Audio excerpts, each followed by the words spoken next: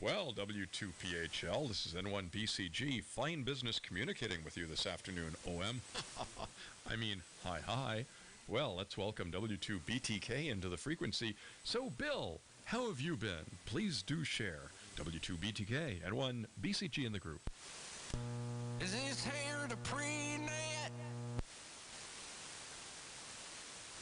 I'm looking up for the pre-net. We don't take too kindly to you pre-net people. This here is the pre-net. I never heard of no dang pre-net for. Darn! Oh my. Well, I reckon I have to tankle, and I'll be right back. W2BTK. He's a goober.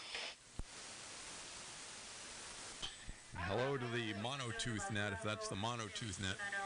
Hey, I'm talking here, lady.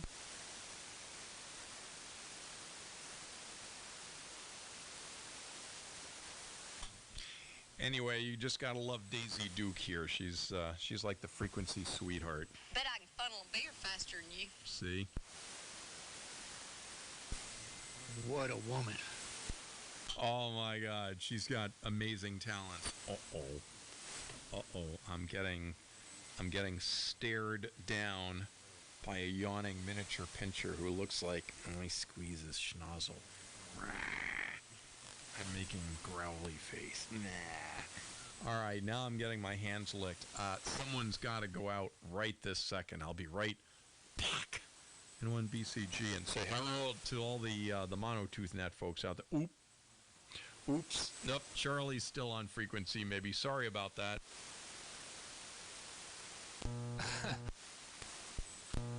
Thought that was Bad Gary there for a second, Clark. That was starting to sound like.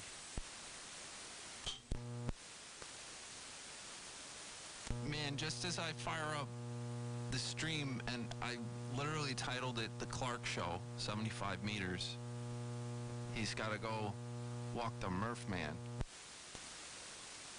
Don't call it that. It's streaming live to YouTube globally, worldwide, accessible to anyone with an internet connection, and YouTube.com. You can look at the Clark Show on 75 meters by going literally to I think it's youtube.com/@amateurradio. I have to check that, but it might even be youtube.com/amateurradio, and you can find it there. Wait, what? Hey, Blaine. Yeah, I have a subscription to your channel there, Billy. I think I heard you and Dave. I think you put up a 10-meter convo with you and excuse me, you and Dave. I think so. Anyway, it was a while back. Yeah, definitely. There's a couple of those. Howdy, Blaine. Hey, Billy and Phil and Clark and all the other miscreants. But Phil, I'm driving home and I hear you talk about inverting the frequencies, and I'm like, oh my God, I did that back in the 80s. We had this thing. It was like this audio scrambler. We were on 11 meters. We were like 14 at the time, and my friend's dad was an electronic nerd, so he was building these things, just telling us what he was doing. And if I remember correctly, what he did was, it was like a mixer with an oscillator, and you feed your audio into it, and it would basically make you sound like sideband. So it would mix you with the frequency, then strip off the main carrier frequency and just leave your sidebandy audio. So it was just whir, whir, whir, whir. So we were like, cool. So we hooked it up to our 11-meter rigs, and we got on lower sideband, and we were able to tune each other. You had there was a tuning, like a RIT adjustment on the scrambler, so you could lock into the person. It was like you're tuning in sideband. But what we found out, if we were transmitting on lower sideband, because our audio frequencies were inverted, and if you didn't have the disc scrambler, you could go to upper sideband and just tune us in. It was wild. So that's what it made me think of when you were talking about that. You'd have to invert your highs to lows and your lows to highs and all that stuff. But it could be done, but I don't know what the point would be. Well, yeah, there is no point. I was just thinking out loud because I was thinking about Billy's SDR, that it's like modular, and he can build like all these different transmitters out of the one transmitter. So I was thinking he could probably build something like that in software. But once again, what's the point? I don't know. But what he can do is he could transmit one microphone on his lower sideband and another microphone on his upper sideband and do stereo. There you go, Billy. You have an assignment. I was having fun just, you can put, like, sliders or, sliders for whatever you want to control, like anything. So I just had my normal AM set up, and I had a little slider that would inject FM into it as well. And that was, that was plenty fun. Somebody fires up slot bucket next to you. I mean, I didn't know what the hell I was doing, so I was probably, you know what I'm trying to say. What? I just want to know if you have a slider labeled cheddar cheese and bacon. That's the one that does NTSC. And we used to have, I used to have fun watching the waterfall. You never know. It was like the shrouded terrain. You didn't know what you were looking at, and the images would just appear. I knew down a waterfall display. I was doing more like, that was straight from MATLAB. I would make files and then play them back when I had the Rode and Schwartz hooked up, and I would just, you could basically like open up Microsoft Paint and make a masterpiece and then inject it onto the waterfall. And if you had enough power, everyone would see it. It's amazing what you can do with Schwartz. With the maths. Yeah, and I believe I did see a Schwartz come down the waterfall. Hey, nice Schwartz you got there, huh? I used to see all kinds of stuff. Like, it would say certain people suck and this and that, and it was it was really funny.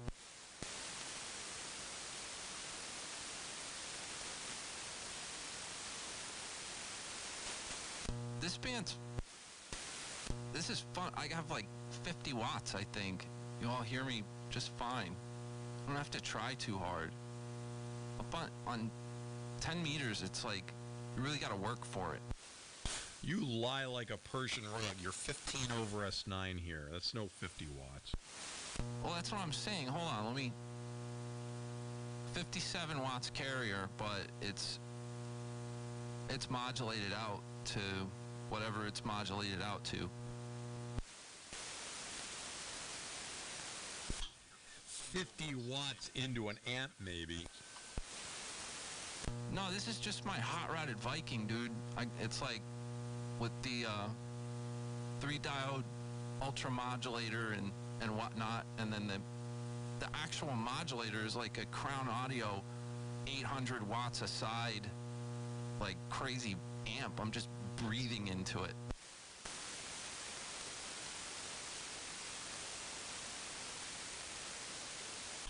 Yeah, and Blaine, what did you bring to the table?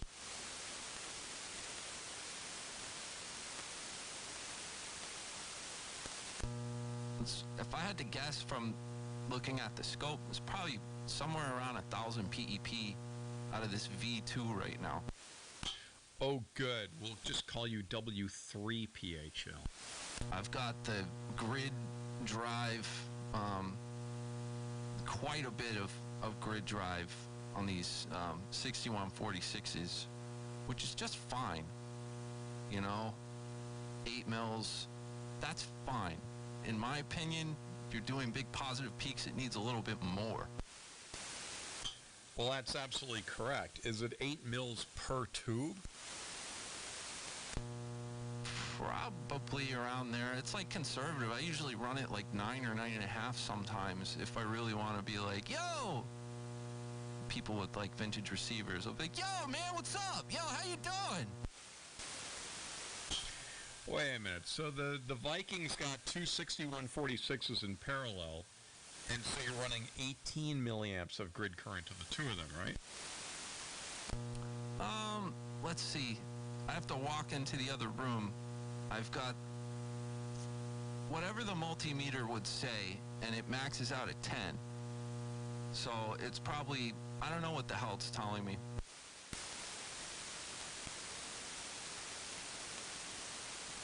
I've never really scrutinized the circuit there. Science! It's just relative, you know, from the manual. If you ever read the Johnson Viking 2 manual, they want you to use a lot less grid current. Well, yeah, like 2.5 milliamps per tube. Yeah, so, you know, 4 times that, whatever. I think that's pretty good.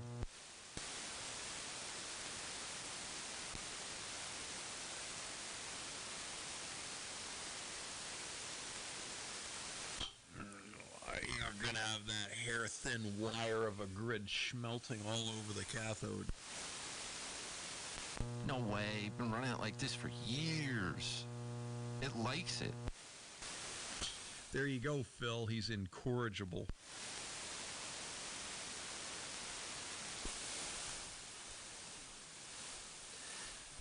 Having audio routing issues. W2PHL.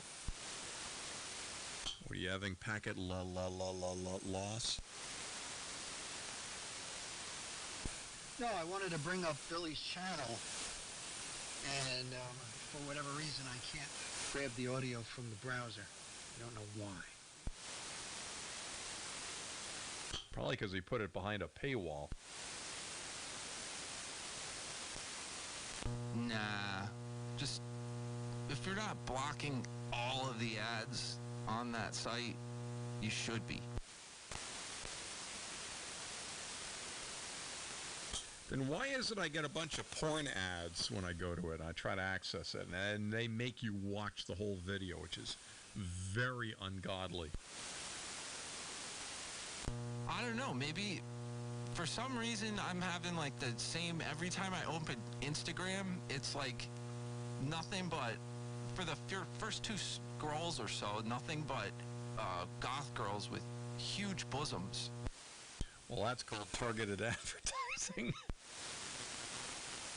I don't know, but every time I open, and you scroll past them if you want to, you know, to get to whatever else, but they're always there. You know, Madison Avenue needs to learn that if you want people to actually watch those YouTube videos and not, like, wait for the skip button to show up, just put scantily clad babes in there. And it really doesn't matter what the product is you're trying to sell. Just do that, and your views will skyrocket. Oh, Clark, look, there's 7 people watching the Clark Show on YouTube.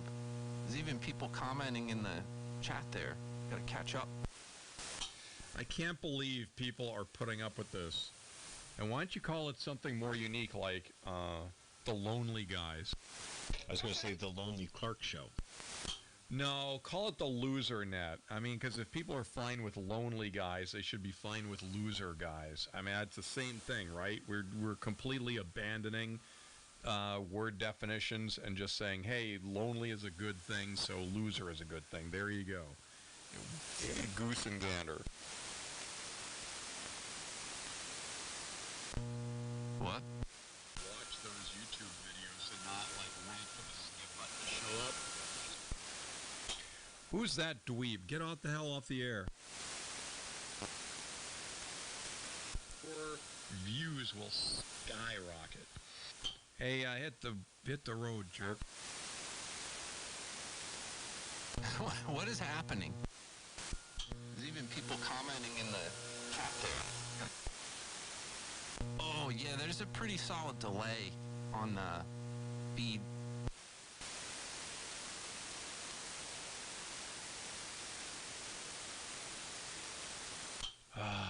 Just another day on 873. I'm a lonely guy. Boy, have we got the net for you. Oh, wait, it's Friday, tomorrow morning, folks. That's right. Are you lonely? Well, there's a whole bunch of people waiting to talk to you. Oh, no, I'm sorry. They're not lonely. That's just a gag. They're just changing definitions of words. I'm all for queer. Pardon? No, wait a minute. You're changing reclaim the definition. K10. I'm sorry I interrupted your train of thought. Why do people apologize when they get on here? As I said earlier, we rely on new people getting on this frequency in order to, like, break the monotony of the same old, same old. Otherwise, this whole QSO turns into, like, a big circle jerk of people who talk to themselves, with themselves every day. So we're always looking for new people to jump in. So there you go. What is it? 1Z Alpha? Oh, my God. Kilo 10 Sierra, Clark. And I'm like a fan of the fan club. Oh, really? Did you smash that like button and subscribe and all that? I listen to you all the time. Boy, you do need to be committed if that's the case. I'm a lonely guy. Oh. Okay. We have a special room for you. I'm a founding lonely guy. I was in at the ground floor of lonely. I'm in that special category. You know, I know what it is, and I love it. You know, and people wonder why I go off on that net all the time. And yeah, here you go. I mean, that's just this is exactly it. Expound there, Clark. You got the floor. Oh, wait a minute. Before you skittle off with the rest of the cockroaches, who's this and where are you? What's that? I'm sorry. Thanks for joining the frequency. Who's this and where are you located? Oh, okay. Cockroach number one. No, wait a minute. Dave, K1ZS, Southwest New Hampshire. I'm legit. I'm a player, whatever that means. But, broadcasting and, playing a long time game here on AM. But, you guys on 73, are just like a beacon to the rest of the world. So thanks, Clark. And I love your stories about the broadcasting stuff. So thank you, by the way. But no, I'm not here to commit. I'm here to, not praise Caesar, what that is. Never mind. Oh, well, I hope you're not contagious. I got the disease. Well, just so you know, you're not actually allowed to listen unless you participate. So just something to keep thinking about. Read the mail, but not shred the mail. Well, there you go, folks. When I say the lurk alert light is on, no one's talking, but the lurk alert light is on. It's true. People listen. They're out there. Yeah, via RF, via the internet, you never know. Yeah, as Radio Luxembourg used to promote AM, FM, shortwave, and on satellite. So, just that, or the updated version of that, on streaming now live on some obscure dark web YouTube channel. In the air, underground. But not shred the mail. We really can't consider having made it until we show up on HF Underground, like in their boot section. Maybe this YouTube stream will make it. Hey, Billy, Yeah, I can't say for sure, but I think there's a problem with the audio. Maybe somebody else can confirm that. I heard it for a second in the background while you were talking. Always a critic. On the YouTube stream. Clark, do you have it up? Does it sound okay? Pardon? No, I don't give out personal information here. Oh boy. I'm not listening to any stream. I don't even know where to find it. And I sure as hell am not going to do a Google search for any Clark Show stuff. That's just toxic to me.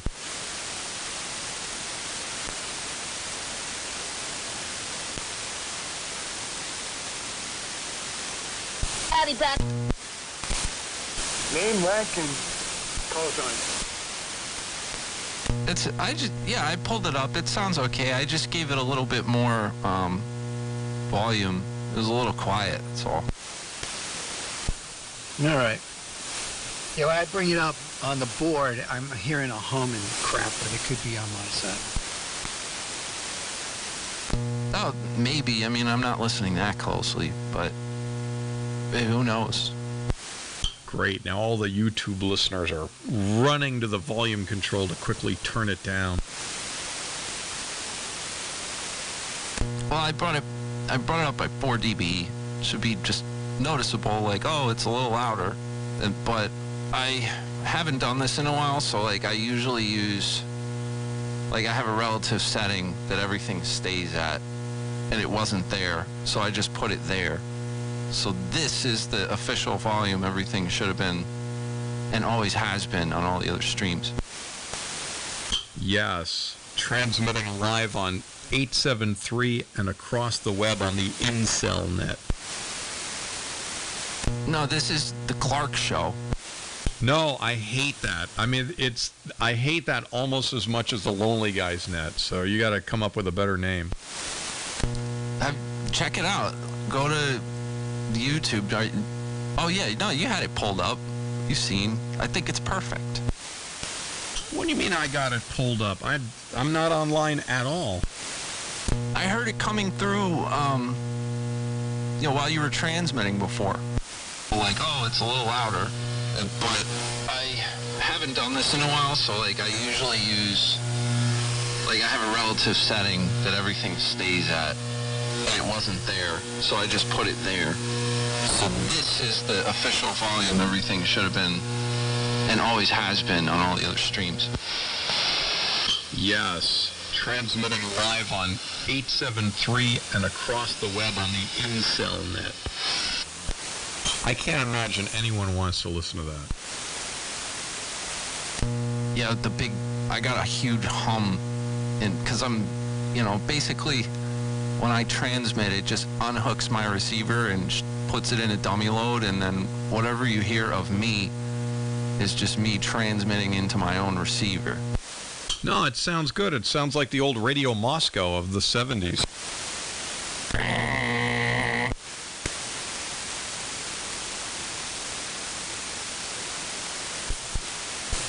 Yeah, it makes sense, Billy. I kept sampling from there, and I'm hearing that hum, and I was confused because I have a lot of crossed wires over here. Yeah, no, that's just when I transmit into my own receiver. It's especially bad today, but I don't know.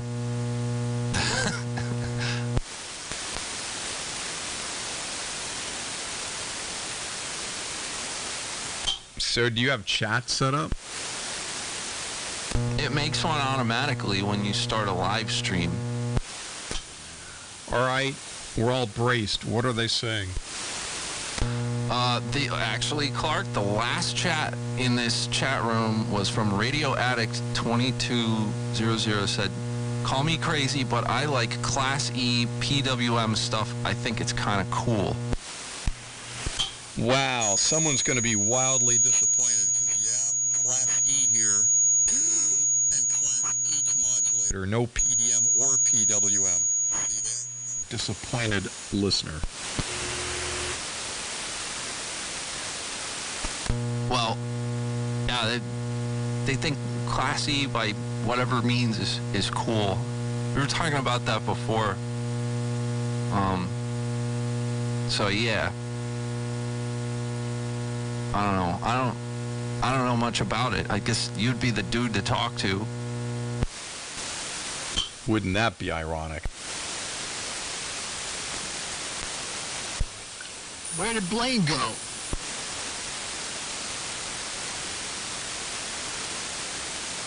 Another case of alien abduction. Oh, and there's comments on the video. It says, this channel has gone to the dogs. Clark is a bad influence. Skulker number 2, Billy 73s, HNY. Wow, finally someone just spelling it out.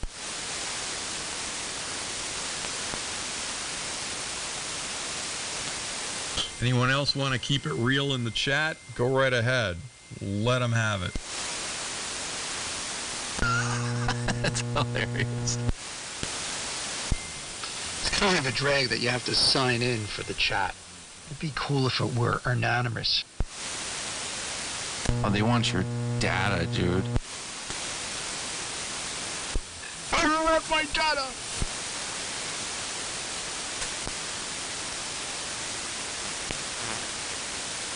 You're not going to give Google, or you're not going to tell them who it is?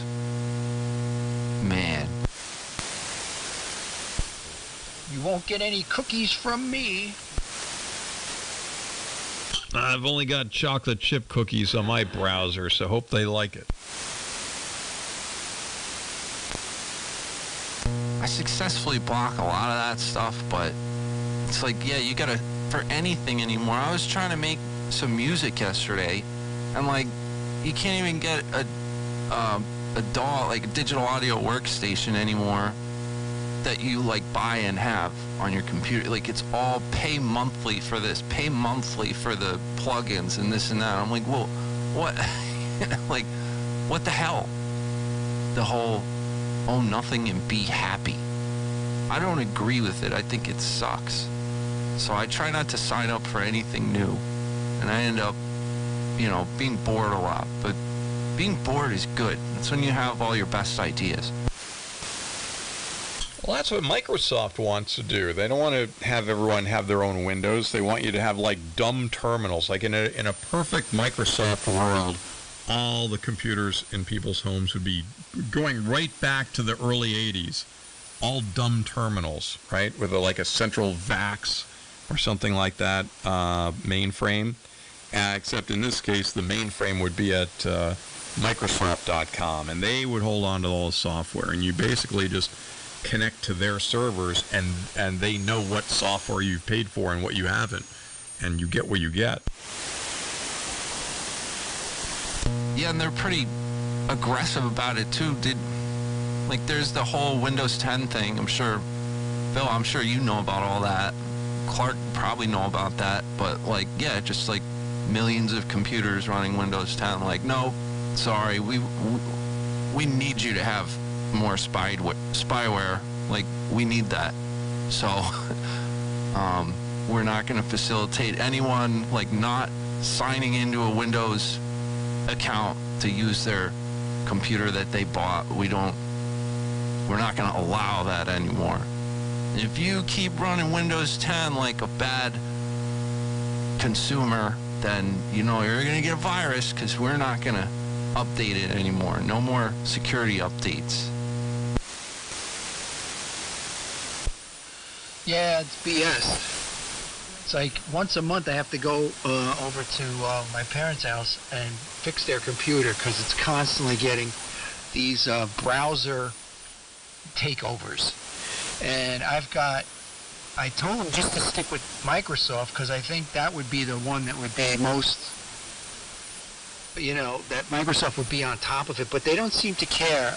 You know, viruses are one thing, but these, it's like a macro where it takes over your browser, and then it keeps directing you to pages where you gotta like buy software to shut the stuff off. It's freaking annoying, and it takes over the whole freaking computer. Jeez. Yeah, I've never even seen anything like, I mean, I don't click links. It's probably what comes from clicking links. Yeah, absolutely. I read them the Riot Act. Like, just, you know, go on, do your banking, do whatever it is you need to do. Don't click on stuff. But it always never fails. But you can lock down so much But like you can do strict browsing or very strict or ultra strict. And even though you set all that stuff, somehow if you click on these links, it undoes it all and it opens everything up to whatever, to the least secure version of the browser. It's crazy. Yeah, it's not good. And now, like what would happen if you plugged your Windows 7 into the internet right now? There's enough of that kind of crap to just take the whole thing over instantly, probably. And now Windows 10 is inching that way.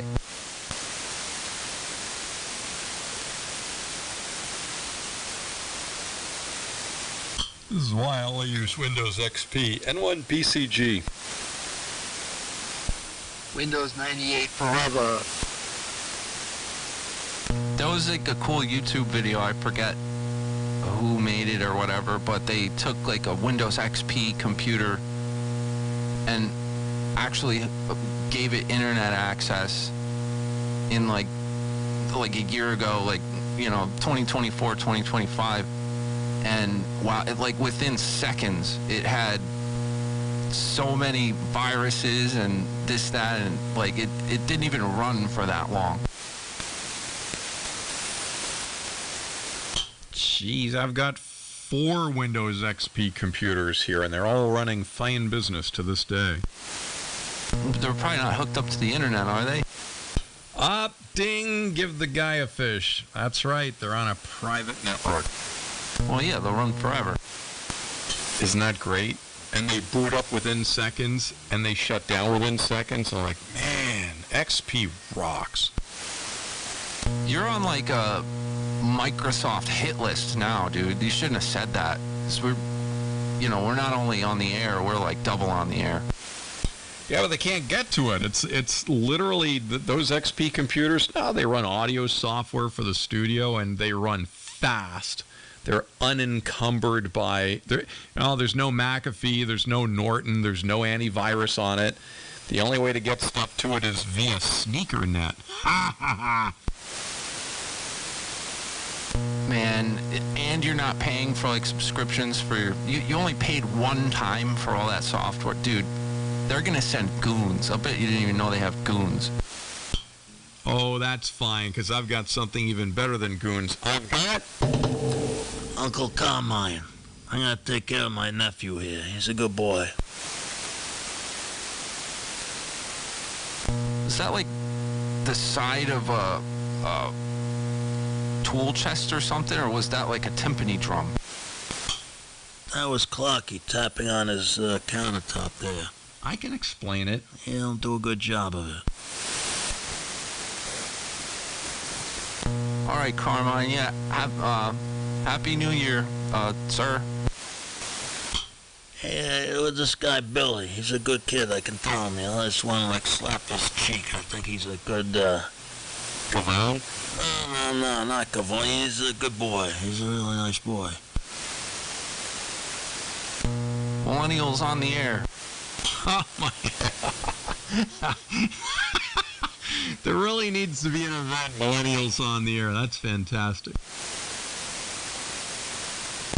Yeah, but dude, I'm 40 now. Oh my God, you've grown out of it. The new thing, it's like Gen Z, Y, I don't know, A. So it's all these gens. We were the only ones that weren't a gen, but now we're all old. Oh my God, Phil knows all about gens. Oh, hold on. Wait, what? You're 40? No, Bill. What the hell's happening here? That's what I said. In August. It's like, what? What? Yeah, that is crazy. You're forever going to be like 22, Billy, so just deal with it. Well, I still look like I'm 22. The key is to act really immature, and I think that 873 contributes to that. This is sort of like the fountain of youth, or I should say maybe the fountain of immaturity frequency. Clark, did I tell you I'm the proud owner of a Mako V58 that I have at 1 full wavelength to the feed point? I don't know, when you said Mako, I'm thinking it's a fiberglass fishing boat, but I guess not. No, it's one of them aluminum ones. Mako makes an aluminum boat? Yeah, dude.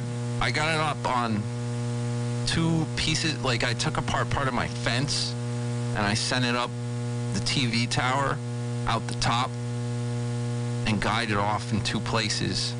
And I got the aluminum boat up at the top, and it just so happens to be resonant on 6 meters, 27.185 on your 6-meter dial.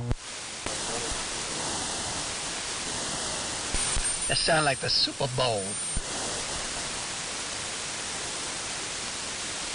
That's the official base to mobile communication channel on that band.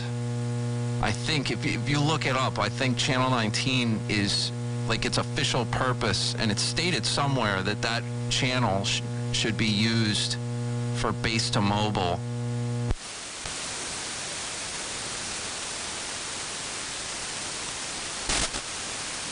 Wait, what? Channel 19 CB?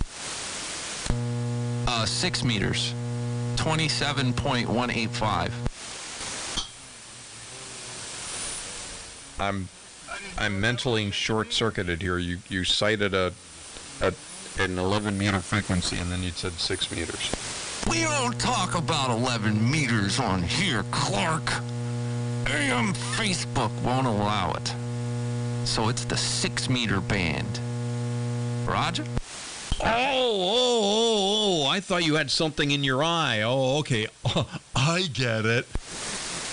Yeah, the AM Facebook people, they don't take kindly to that kind of talk. So there tain't no 11-meter band, tain't no CB talk on here, man. But I do get on 6 meters. Wink, wink. Speaking of which, how's your friend Flea Lips K4KOE?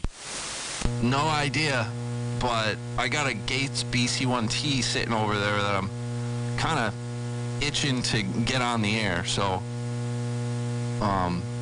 don't care about him, but yeah, I'm gonna have a cool 160 rig. Boy, now that first time I even thought about Flea Lips in years, I wonder if he ever got his barrel working.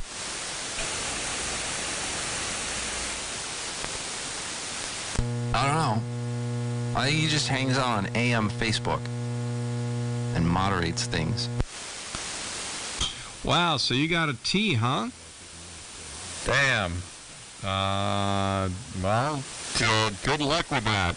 You probably already know what you're doing, but there's a whole video from the master himself, WA1 Henry Nyalar, on YouTube about converting one of those. Oh yeah, that was a great video. And we talked about this. I've had this for a little while now, actually a couple of years. And you could have had some broadcast crap there too. I don't know what the hell happened, but yeah, I wound up with the BC1T. It's already on 160, I believe. It just, the only thing that I have to do besides put it all back together, clean it out, probably pull out a bunch of wiring and redo a bunch of wiring, just exactly how it is, just with new crap. But it needs a soft start, and that's about it. I mean, it's like, yeah, it just needs a soft start, and it's already on 160. It's a hell of a lot more work than that, but as far as adding things to get it to cook, that's it. Oh, that's right. This is from that guy in Jersey. Yeah. Gotcha. Okay, yes. It's all coming back now. You're supposed to sing those lyrics. It's all coming back now. Wow, it's Ethel Merman, ladies and gentlemen.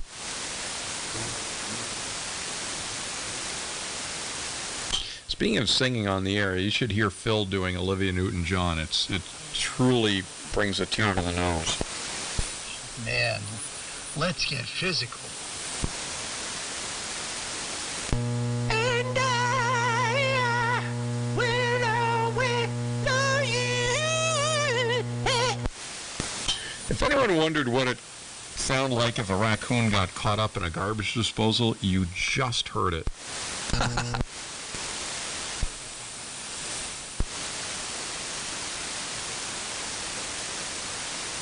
How do you like the goat, Billy? How do I like the what?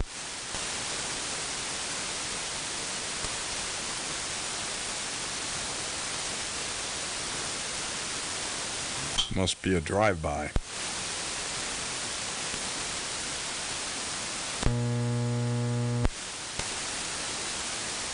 Oh! So, Phil, are you on speaking terms with Grok Girl? Should ask her about Billy. I don't know if she's on speaking terms with me, but I'm always up for a chat. This is probably old news for Billy. Let me see if she's around. Hey, Grok Girl, what can you tell me about ham radio operator W2BTK? His name is Billy.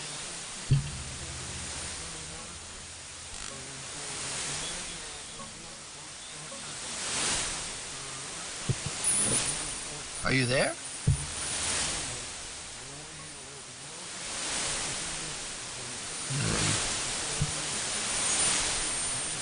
She's not talking. But you guys have a falling out? I think too many people are using it. It was super. Remember way back in the beginning, like a week and a half ago? It was nearly instant. Yes, we got all the embarrassing things out by all the full-timers here. But I thought it'd be fun to loop Billy in while he was on frequency. Oh, I'm sure that perky little girl would have plenty to say. Hold on, I'm generating things with AI right now. Oh my God, I'm going to look for the swirling black clouds in the sky.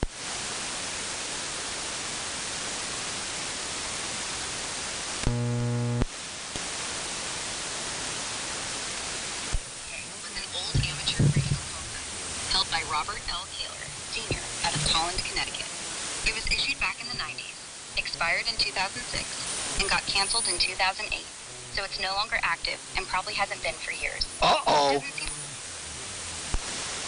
No wonder she didn't want to say that before.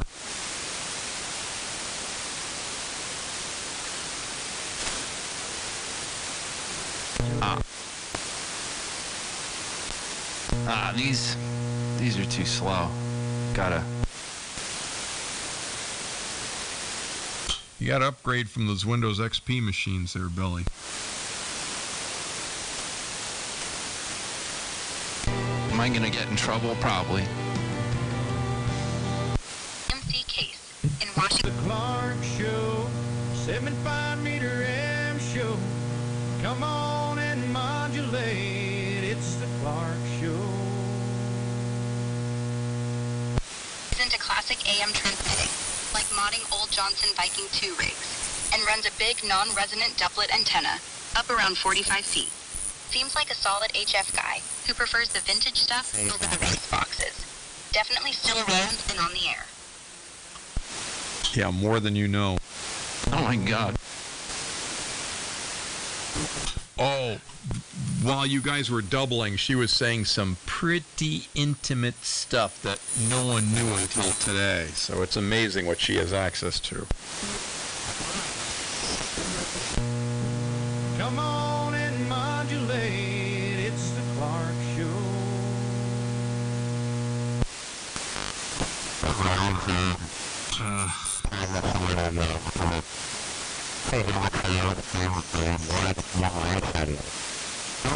Hey, there was a thing on, I think it was National Geographic. Who's Jack the Ripper up frequency? Oh, I have a switch for that. I'll be right back. I gotta pull in the old USB. Stop interfering, folks. Frequencies in use. Man, if it wasn't so much work, I would turn on my final.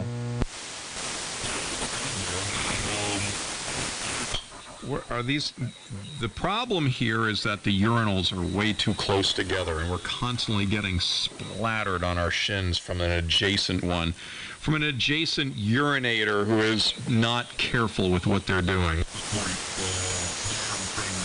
You ever see that episode of Curb Your Enthusiasm where the dude he has to start taking some kind of medication, and the side effect is that when he pees, like, it comes out with tremendous force, like it's ridiculous or whatever. Like, you find this out, and then it's all of the situations that he gets into because of this. And one of them, there's some painting in the bathroom. His pee splashing so hard it goes all the way over the painting and lands exactly where, like, a tear would be coming out of this. It's like a woman. It looks like she's crying, and somebody notices it. It's like, oh my God, and like it just starts this chain. Wow, he managed to blast that little painted bug right off the urinal, huh? What the heck? The Hanoi Jane sticker off, WL7B. Yo, Bruce. Yo, Billy. Man, I was getting ready to send a NAS card for you. Yeah, no, I've just been hanging out on other bands. W2BTK. Oh, I thought you met up with that woman Charlie's got that likes to hold on to his hard line. What's going on with all this, Are these sidebanders? Decided they're going to take over. Yeah, there's a bunch of sidebanders that showed up here in the window. Where are they? I don't know. They're just a couple of kilocycles above where we are. We should go up there and say hi. Well, I don't know. I guess they can't hear us, so I don't care. Good grief, what the hell, folks? I thought the slop bucketeer things showing up unexpected was just a phenomenon. I was scanning the bands. There was a sideband net on 3885. You believe that? There goes the neighborhood. Yeah, I heard that last night. Another example of invasive species. Wow. Stick to our guns and make our boundaries. No, that just gives you more reason to add a few more FETs to the rig. I wonder if these are the same guys that are on 7284. They just like get right in between like two AM signals and start talking. I thought Ernie had finally a peace pact with those guys a few days ago. They buried the hatchet. So if this is those same guys, wow, that's shameful. Hey, Clark, Boo Boo the cat says hi. And, Phil, how come I forgot your cat's name, Phil? It's been too long. Also, the meds I'm on don't help. Yeah, his name is Shaky. He's doing all right. He's getting a little long in the tooth, but he's on meds too, and but he's all right. He's over 15 now, so we have to watch his poop. We have to make sure that he's going to the bathroom. Because if he doesn't go for a couple of days, it could be a problem. So yeah. old age. He's a geriatric cat. We took him to the vet, and there was a chart up on the wall. It showed the ages of cats. And he's at the last stage, 15 plus, geriatric. So Shaky is like Big Lou? Yeah, he's on meds too. Man, Shaky, that's right. Well, hello, Shaky. That's... Boo Boo's getting there. She's... I think she's 12. 12 or 13. I think more like 13. My cat's 18 years old. Yeah, they can live, be healthy till like 20, they say. It's somewhere around there. A lot longer than dogs. But yeah, Boo Boo doesn't have any poop. She takes big poopies, man. Yeah, so does mine. But my wife monitors his poop too. It's so funny, you know. I said, Jesus Christ. But I took mine to the vet to get a shot, you know. So the lady vet, you know, she listened to his heart, you know, one side, the other side, and she goes, "So he's got a heart murmur." And I look at her like in a surprise. Really? She says, "Yeah, we could do an echocardiogram," and then this she was going, you know, with a whole bunch of shit. The only thing I saw in her eyes were dollar signs, you know. It's funny. I see these dollar signs in her eyes. And so I go to her and says, "Do you think we could get him a heart transplant? Is that possible?" Oh, man.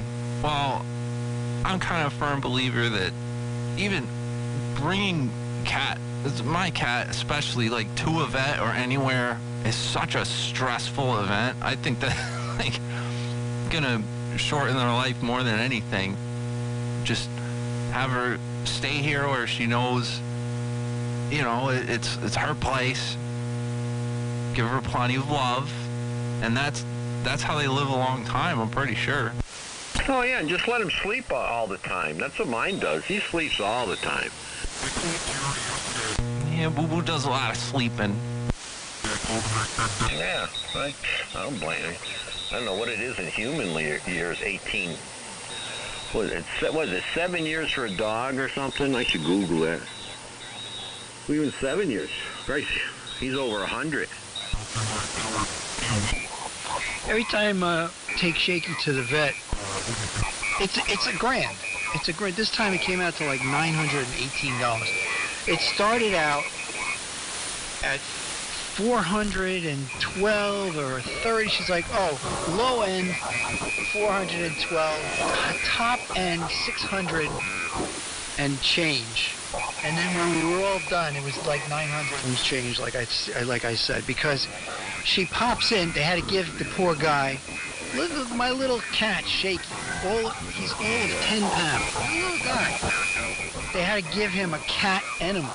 Cat enema is expensive and disgusting.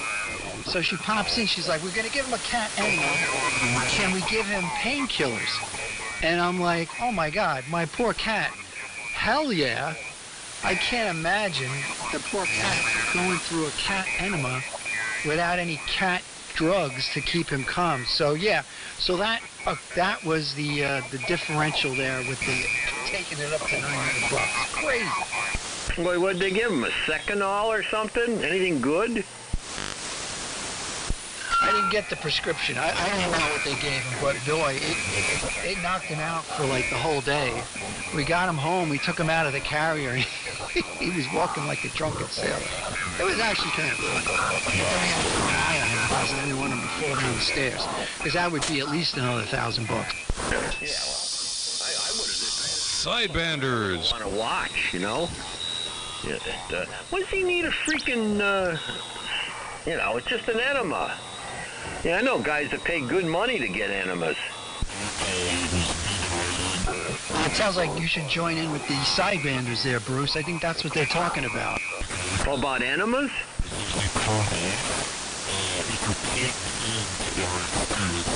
I know, colonoscopy. I can't wait. Oh, my. And I think I'm going to put a remote up in my bathroom so I could talk to everybody. I thought you were going to say you were going to put a remote up Never mind. So up my anus? Yeah, so you don't have, you have two free hands, you know, you just have to like move around in your chair and you can switch channels. Yeah. I gotta get a urologist. You know, I've got prostate cancer, Bill. So, nevertheless, I got this urologist. So I was talking to her, you know, about this girl that was a, you know, X-ray tech, and she had this X-ray of a, you know, woman or man, I don't know what it was, with, you know, something stuck up inside her. She pulls out her phone. She starts showing me these X-rays she's got of people with soda bottles and. Jesus Christ! Hey, she was funny. Jeez. Yeah, I was just joking. No. Then she talked about when she worked in the emergency room. This old Jewish couple. They're in their 80s, and this guy came in and he says, "Yeah, I have a vibrator stuck in my anus, and me and my wife, we do this to each other." And you know, some little sweet little Jewish man buzzing away. Man, we went from Boo Boo Says Hi to Shaky to feline enemas. Where are we at now? I think it was the enemas that drove us right over the wall, I think, Bill. Yeah, I think it was the enemas, because there's kind of correlation, you know. But, yeah, she's a good urologist. Well, she found my cancer. You know, that's a plus. Not over at yet, but, you know, at least she found it.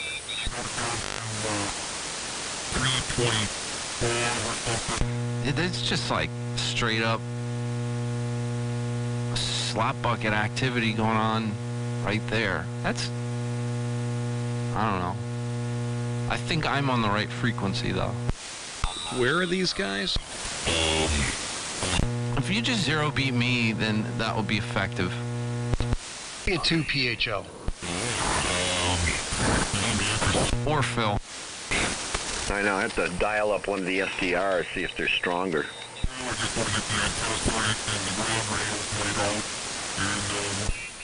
Yeah.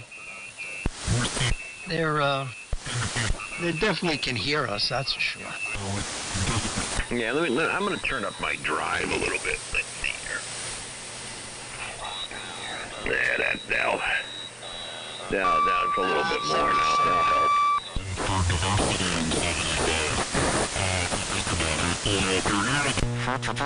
Yeah, well, Clark, if you listen to the web stream here, you can hear. When I looked at the Slop buckets. The frequency is in use. The frequency is in use. Slop bucketeers. Please QSY. Thank you very much. Be a good citizen and QSY. Thank you. That was cute. Man, see, now I remember why I always... We need Big Blue. And it's like the receiver battle mode. I haven't had to do this in a while. Good old 75 meters. Where you been hanging out, Bill? 2 meters? No, I've been on 10 meters quite a bit, mostly, and a little bit down on 160. 27 megacycles on 10? Yeah. 29, like 29000, where, you know, there's a lot of DX and stuff around there, AM stuff. Oh, okay. I don't need to go there. I've got an antenna, but this is one. This amplifier I got does. I'd have to open it up. It probably does. There's no 10-meter position on the front, so you know.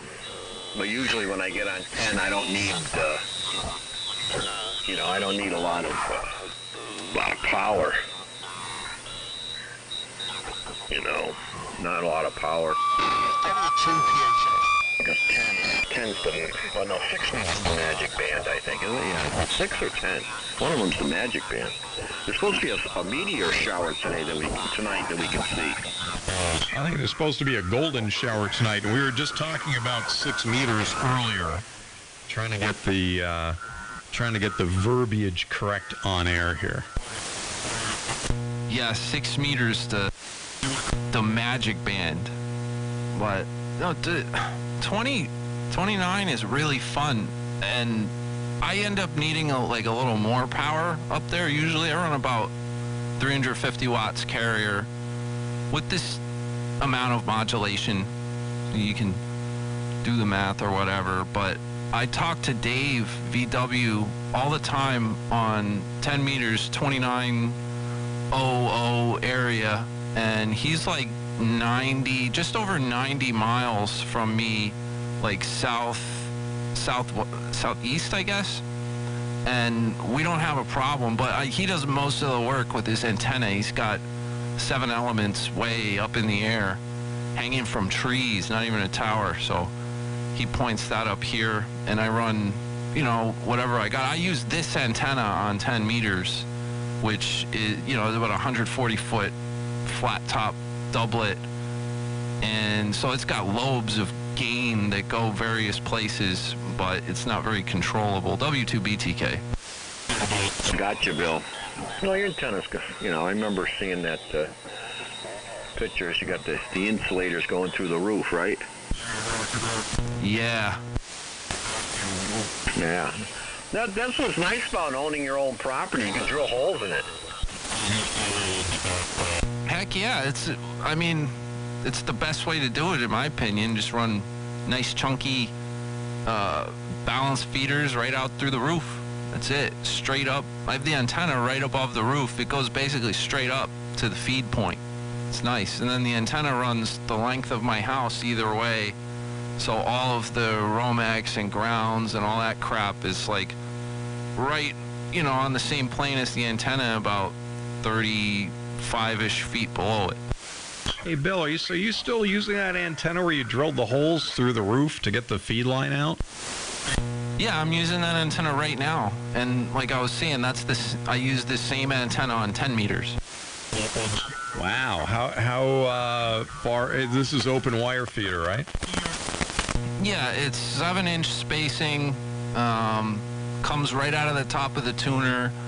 Does a couple turns in the attic, because in order to use this band, I had to add a little bit of feed line, because then I can just whatever it is, it's in the attic, and then it goes straight up to the feed point out of the roof. Yes, adding a length of feed line to match it. There are folks who have tunerless matching systems where they've got loops of open wire feeder, like a 16-foot roll of it, an 8-foot, a 4-foot, and a 2-foot. And using knife switches, they can just switch in or out the different lengths of feed line and get the match they need. Yeah, that's a cool way to do it. It just ended up that if I added some feed line, I don't need any capacitance on my tuner. I just have to tap the inductors for this band. And then on 10 meters, with all that same stuff, I completely jump out the tuner. And it's just no tuner into the feed line, into the doublet on 10 meters. And it's really, really good match. Wow, that works ideally. 7 inches, though. That's pretty notable.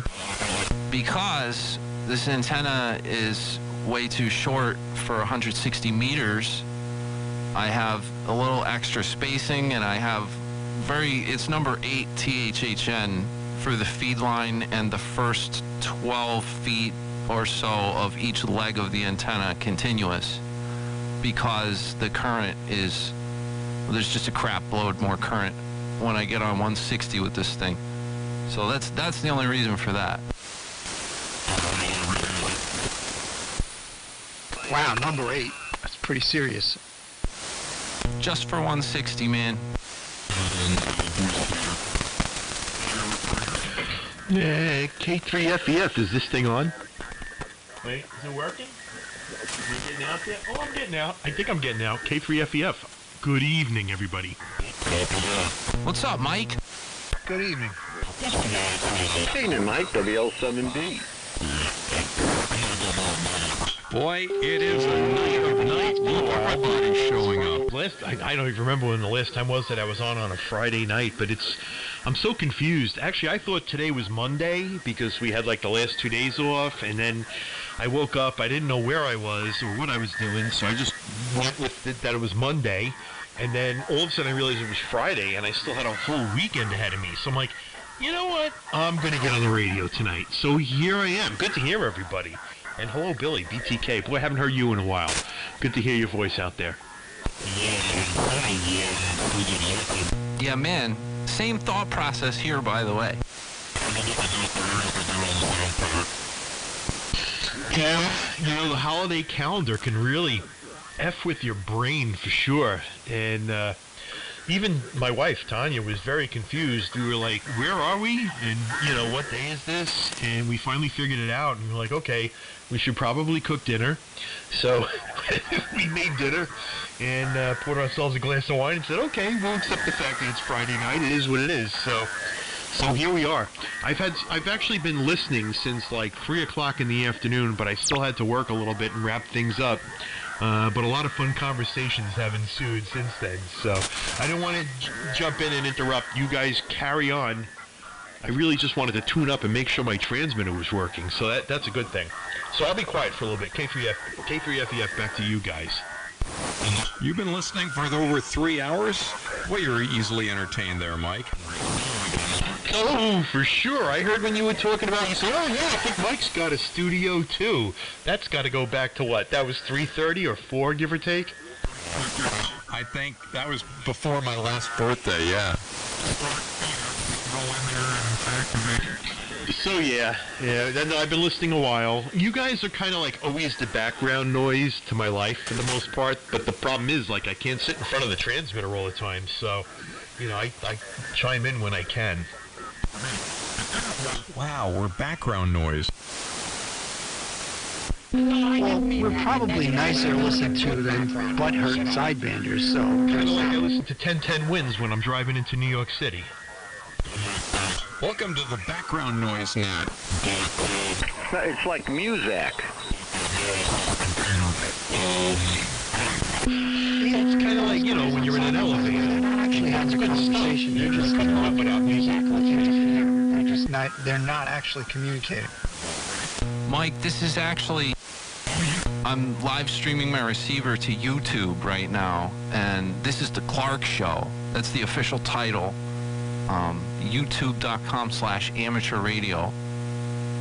And it should get there by that means. But yeah, this is the Clark Show. And they're all listening in Iran. That explains a lot about what's going on there. Holy cow, there's 14 people watching on YouTube. Got it. Very nice. All right, hold on. I'm subscribing. It's official now. Just in case I have to go back in time. But cool stuff. Yeah, I've often thought about doing something similar. I don't have the time anymore, unfortunately. Yeah, it's a little bit of setting up, but once you have, like, I've got everything. I just have to open another program, pop the title in there, and hit start streaming. It's pretty much set up with OBS Studio. Nothing beats OBS Studio. I have taught that application to so many people because there's so much you can do with it. Not just like the live streaming stuff, but just in general. That is a great tool to have in the toolbox. I'll leave it at that. Yeah, buddy.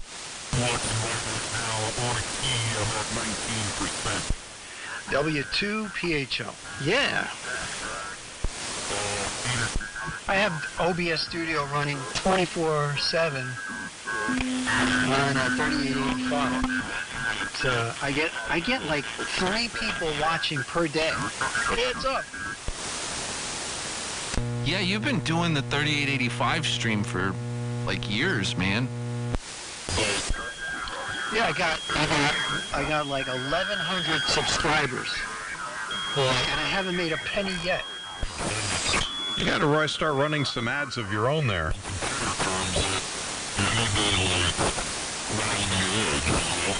I think maybe some like anti-sideband quirmer spray. That would be a great product to sell. This guy, what is he on, 3871 or something like that? Like, what is he thinking? Hold on, let me dial up the rheostat here. Probably won't make much of a difference anyway, but what the heck? Yeah, you gotta give like an instructional video on cat enemas. Oh yeah, Mike, you missed it. We were talking about cat enemas for a while.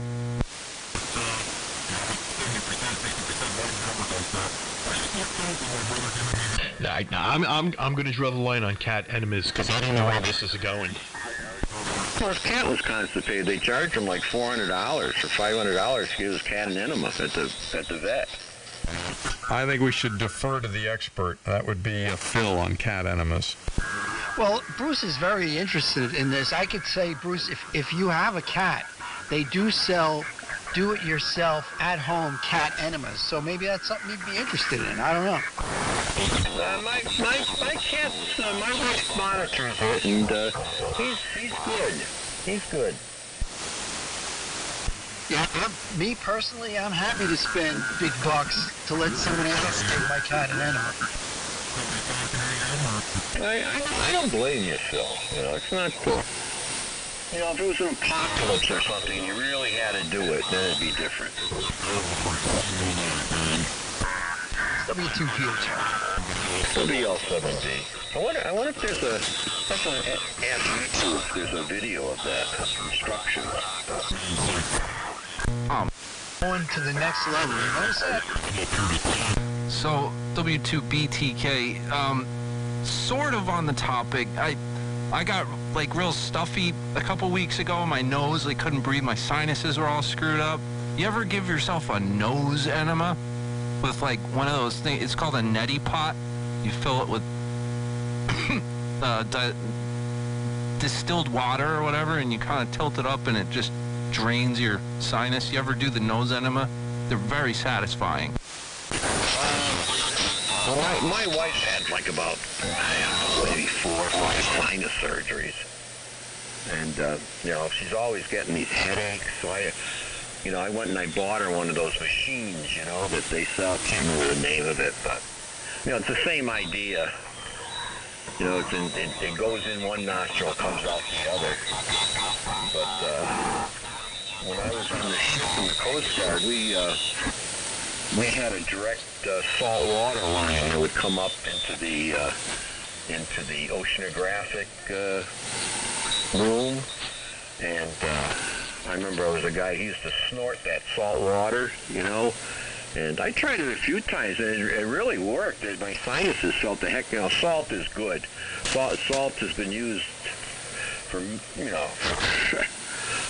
20,000 years, you know, and it definitely, you know, clean, you know, it helps clean it out if you got any problems and stuff, you know. But, yeah, I bought her one of those. And I never used a neti one. I do have I bought an antique nose douche. That's what it's called. It's a little glass thing, you know. And I tried that before. And that works pretty good, actually. You know, you got to get the kosher salt, though. You don't want to use Aaron salt because it's got, you know, it's not real, you know, real salt. You want to get the kosher salt. Man, Clark, somebody's asking. Hold on. They said, I don't think I've ever seen people use AM on an amateur radio band besides pirates. Any reason for not using upper sideband or lower sideband? Yeah, and about 5 guys that time, Bill. They're all bubbling.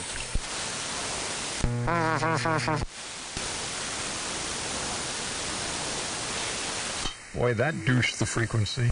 Sure did, Clark. Yeah, it's that kosher salt every time. Just to Phil's credit, Phil made it through on top of all those guys. I just wanted to say that. K3FEF. Mike is my favorite guy, and he has the best web SDR. Yeah, I listen to him a lot when I'm in Arizona. I'll turn it on. You know, I got the 2 or 3 hour difference, so that's my afternoon in the garage listening pleasure. Your afternoon delight? Yeah, you could say that. And yeah, I'll put that on. Sometimes somebody will stop by, walk by. They go, "What is that?" "Oh, that's Mike's SDR in Pennsylvania. I'm listening to my friends all over the East Coast." Well, wait till you see what we got coming up. So there's like the war of the web SDRs right now, and definitely the RX-888 Mark II is like the receiver to use because it can do 0 to 30 megahertz no problem. But now it's like which host? So I've got 2 different versions of Nova SDR. The new one will be up this weekend, like probably by Sunday night, if I'm lucky. And then there's another one I'm looking at now that's also pretty good and a little bit less resource intensive. So I may have like 3 different systems up and running by Sunday night. And, you know, if you're in the Facebook group, I'm going to be looking to everybody for feedback. All positive feedback, not the jerks that go, "Oh my God, it doesn't load on my phone." Give me a break. But I'm going to be trying to like really pick the best of the best and see what's going on. The guy that wrote Nova SDR just came out with a new alpha release like next week. Now it's in beta. A bunch of guys who tested it. My other friend Phil down in North Carolina, he's running it. It looks pretty good. So this weekend there'll be a big change. You know, the old web SDR software was getting to be a problem because it was so antiquated. I was getting hit with a lot of attacks all the time, like straight out of St. Petersburg. So I kind of had a shot. I can't deal with those security issues, and he's not maintaining it. So we'll see what happens. This weekend I'll help him. You had attacks from Florida? No, St. Petersburg Russians. All the Russians.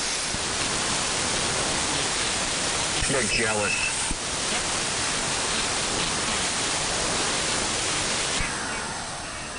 Oh my goodness! Wow. Well, Mike, you certainly are on the cutting edge of the SDRs. N1 BCG. Good evening. WL7B. And K3FEF. New to the conversation this evening. It's so weird hearing an SDR receiver identify. Well, AI. I'm waiting for somebody to come out with an AI ham radio transceiver. So you just turn the thing on, and it just makes contacts for you and logs them. FT8. K3FEF, shout out to Scotland for Roy there, who's an avid, or I should say rabid listener of this frequency. He's probably looking for the cat videos now.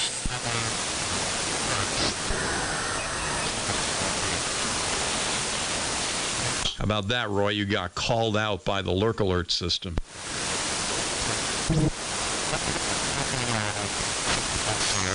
I was thinking about how you could do a cat animal video using AI. Just put it in a waterfall display. Or it'll be like all the rage for amateur TV or slow scan. Yeah, can you imagine as the picture scrolls down? First you see his ears, then you see his face, then you see his tail, and then, uh-oh. Oh, that can't be possible. Oh my God, I'm laughing so hard here. But you know, that would definitely be an ultimate slow scan TV QSL card. We're going to do that from the K3FEF station. I'm going to work on a cat enema QSL card. Isn't that great? Because it starts off as a cat, and you're like, oh, that's kind of neat. Oh, that's not. And then the cat could paint with it. You know, Shaky is sitting right here next to me, and if looks could kill, I think he's got it out for you guys. Boo Boo's sleeping. Yeah, my Peanut's upstairs sleeping too. She just likes ham radio. She likes being near ham radio and falling asleep. Oh, well, ham radio will definitely put her to sleep. Oh, Shaky wants his dinner. I'll be back. W2PHL. Wow, Phil's here after sign-off time. That's amazing.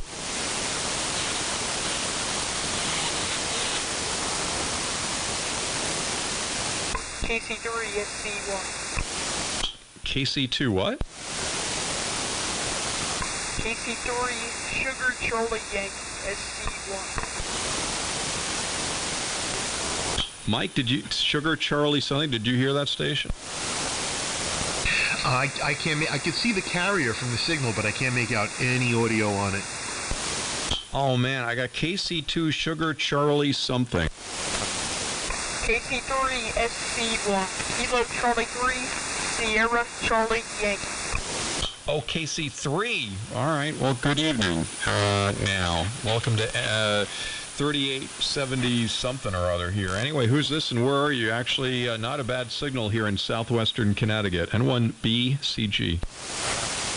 This is Lucas. So I'm running the Drake T4X. It's a Drake R4A. I got the Drake Twin with my 200-foot dipole of about 40 feet in the center. Well, it's you mentioned the Drake twins. The audio is a little low on that, so I'm not sure if there's something that can be done about that. But it's but I'm hearing you. Anyone else want to pick him up? Yeah. So just for a little extra backup, the carrier's strong. I heard the audio, but I could also tell he's pushing real hard with the audio. If you could get the modulation up a little bit better, it might actually carry through. I'm very curious how many watts is supposedly happening there, even if it's low watts, and it's it's working. Well, we're getting about 100 watts of full modulation, so probably about 25 watts. Probably about 6 to 8 watts of carry. And what's the QTH? What location are you transmitting from? Southeastern Pennsylvania. All right. Well, Southeast Pennsylvania, I would think I would be picking you up a little bit better here. But then again, antenna is everything, and so is antenna orientation. So I might be a little bit too close to you. Maybe that's why Clark was picking you up better. Yeah, Mike, I think that's it. You guys are probably too close for this frequency at this time. But yeah, Luke, like I said, I mean, there are times you peak up here to 20 over, so I can be pretty respectful at times. Yeah, I know there was a USB on the band earlier. And you guys all over sounded pretty good when I had the Helicopters SX42 on it. It's probably the best AM receiver I got here. And of course, there's also the quorum from the incomplete modes. Yeah, but he's doing pretty well over that. Luke, KC3 SCY W2BTK. Name is Bill over here. I'm in New Jersey, just over the border near Phillipsburg. It's like just on the other side of Easton, in New Jersey. So you're doing great here. Helicopter receiver and the Drake into, I think he said, a 200-foot dipole. Kind of a similar setup over here. My antenna's a little shorter, running a Viking 2, but I got an SDR. Anyway, you're smoking over here. Hopefully you can hear me okay. Running about 50 watts carrier on W2BTK. Yeah, Bill, you're about 20 over here. You're sounding pretty good. Hopefully get a little bit more received here, because that's Joe W3GMS is my mentor for ham radio, and right now we got a DX100 on the bench, all working, getting about a 1 carrier out, and that's got all the audio mods on it. So hopefully here in the next 2 or 3 weeks, I'm going to have the DX100 on. Oh, very cool, man. Yeah, there's, I know a bunch of guys that run DX100s who hang out around here, and there's a lot of cool stuff you can do with those. Similar to this Viking 2, I use like an external modulator for this, and it sounds pretty good. It's a pretty good way to go. Just rip out the 807s, and I'm using a solid state amp. I just had to mess around and get a kind of custom mod transformer to match, you know, the plate impedance to the 4-ohm output of this thing, but it works. So you could mess around with anything like that with that. That would be a fun little project, but crap, what was I gonna say? I was gonna say something else, but I forgot. Crap, oh well. Fine business there, Luke. Fine business. I'll probably remember what I wanted to say to you as soon as I unkey. Oh, that's what I want to say. If you are curious to know how you sound in my receiver, I'm live streaming my receiver to YouTube right now. youtube.com/amateurradio should bring you there. It's called The Clark Show. No!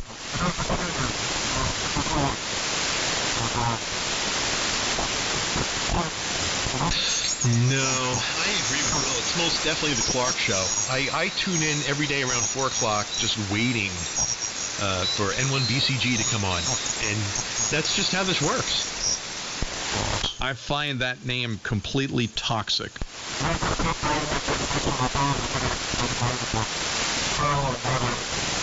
Why don't we call it the loser net? I was going to call it the lonely guy net, but that's already taken. So let's just call it the loser net. He was like, the last thing I ever wanted was for it to be called Everybody Loves Raymond. But they wouldn't let the show go on the air without actually using that name. This is kind of like the same situation. One of my all-time most hated TV shows too. Boy, you guys just have the knives out tonight. The lonesome loser net. Now that works. I like that. Let's do a competing net called the Lonesome Loser Net. Yeah. Sidebanders, welcome.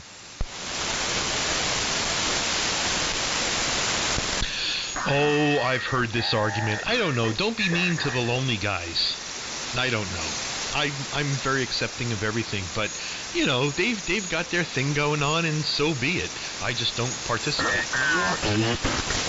Well, if somebody can find just one example in literature, in poetry, I guess it's the same thing, in music, in pop culture, in clinical studies, anything, anywhere, one example in any of those where the word lonely is used in a positive sense, I will completely abandon my campaign to have them change the name of the net.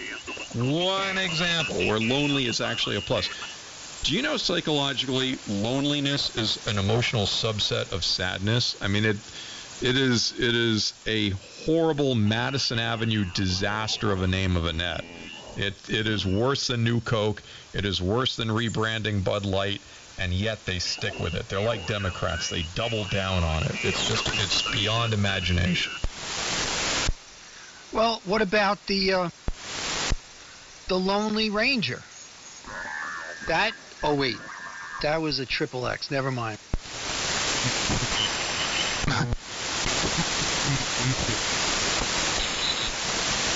What? You know, Mike, Jim Jones had a cult just like that, and look what happened. Well, then in my opinion, we need to come up with something better. And we need to come up with something better quick. Because those guys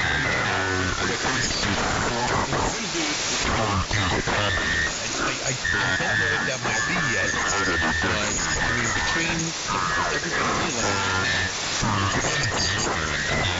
it shouldn't be too obviously better. It'll be just as weird. But, you know, something that relate to, that's marketable, and that I can afford the domain name. That would make a lot of sense. Let's talk with Steve.com. So it's perfect because it's like Steve talks, then person number 1 talks, then Steve talks, then person number 2 talks, then Steve talks, then person number 3 talks, then Steve talks, then person number 4 talks. So the hub and spoke version of that net. Let's talk with Steve.com. There's the net, there's the domain, and there's the new name for the Lonely Guys net. I never got one. I actually have a lot of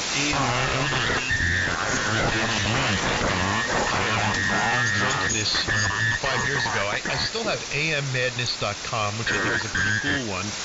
I got a bunch of others. I don't remember what they are. I'm not going to walk into GoDaddy right now. But I probably have 20 different domains that are like AM related, which could be interesting. So it's just a matter of picking one, setting it up, and rolling with it, you know. But yeah, fun stuff. All those guys, I actually enjoy listening on a Saturday morning. It's got a good topic.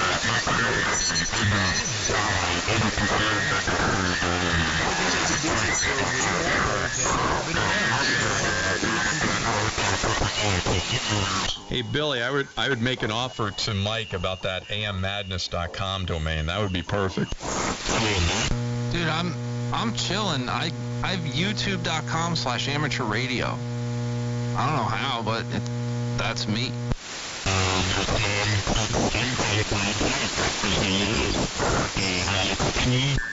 Well, I guess they got back from, I guess they had their Hot Pockets, and now they're back on the slot bucket again. What's with these guys? Where are they? Are they on 77? No, they're in their mother's basement. Oh, you mean the frequency? Trying to figure out how in the world they think that they're on a usable frequency.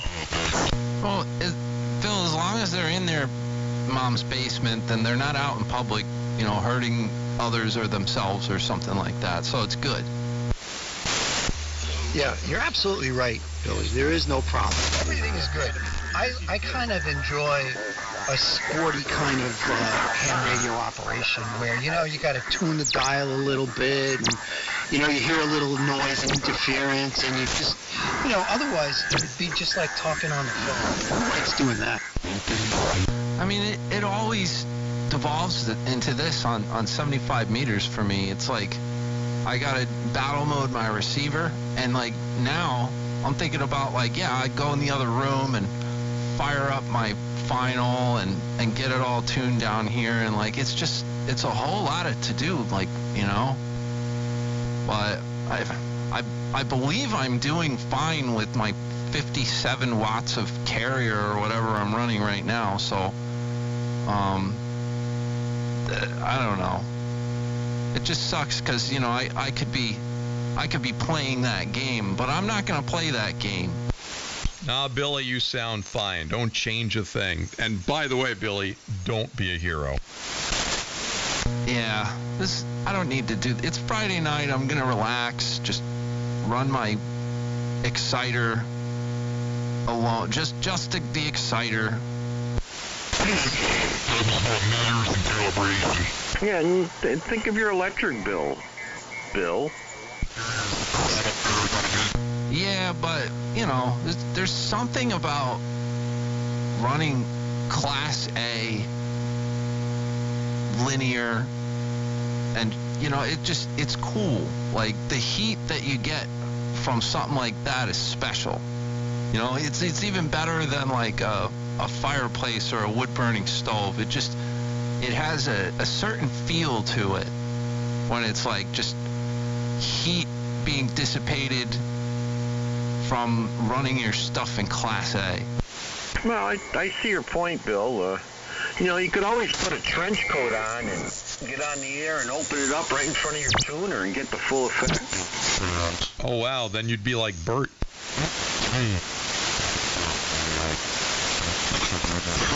The bird I'm thinking of?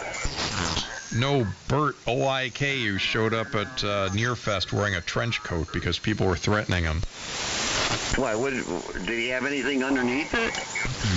Well, you can ask him next time you talk to him, but he apparently some guy threatened him, and he said, "Oh, fine, then I'll see you at the Hamfest, and I'll be wearing a trench coat, I guess."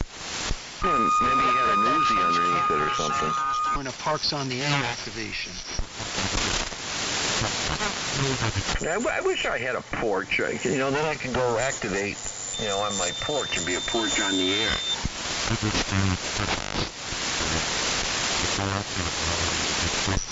Boy, I'll tell you, who's ever on 85 is making more splash than those slop bucketeers. Yeah, that's you. Wow. So, all right, so I went up to 3877 and just kind of like threw a carrier around. I don't know, maybe they'll be quiet. I have no idea. I told him, I said, just drop a few kHz and you're like out of the way. What's the big deal? But then again, the band is going long, obviously, so who knows? It may not necessarily be their fault. You know what would fix this? A third world dictator with nukes. Well, that's why I shifted up a little bit. You know, I knew at some point there would be a good angle to that. I try to be polite. I even said, so maybe it's unintentional. The band's going long. That's all I've heard. But, if you go like 6 kc down, it's wide open down there. Nothing's going on. It's all good. We've been here since 4 o'clock, give or take, if not earlier. So take it for what it's worth.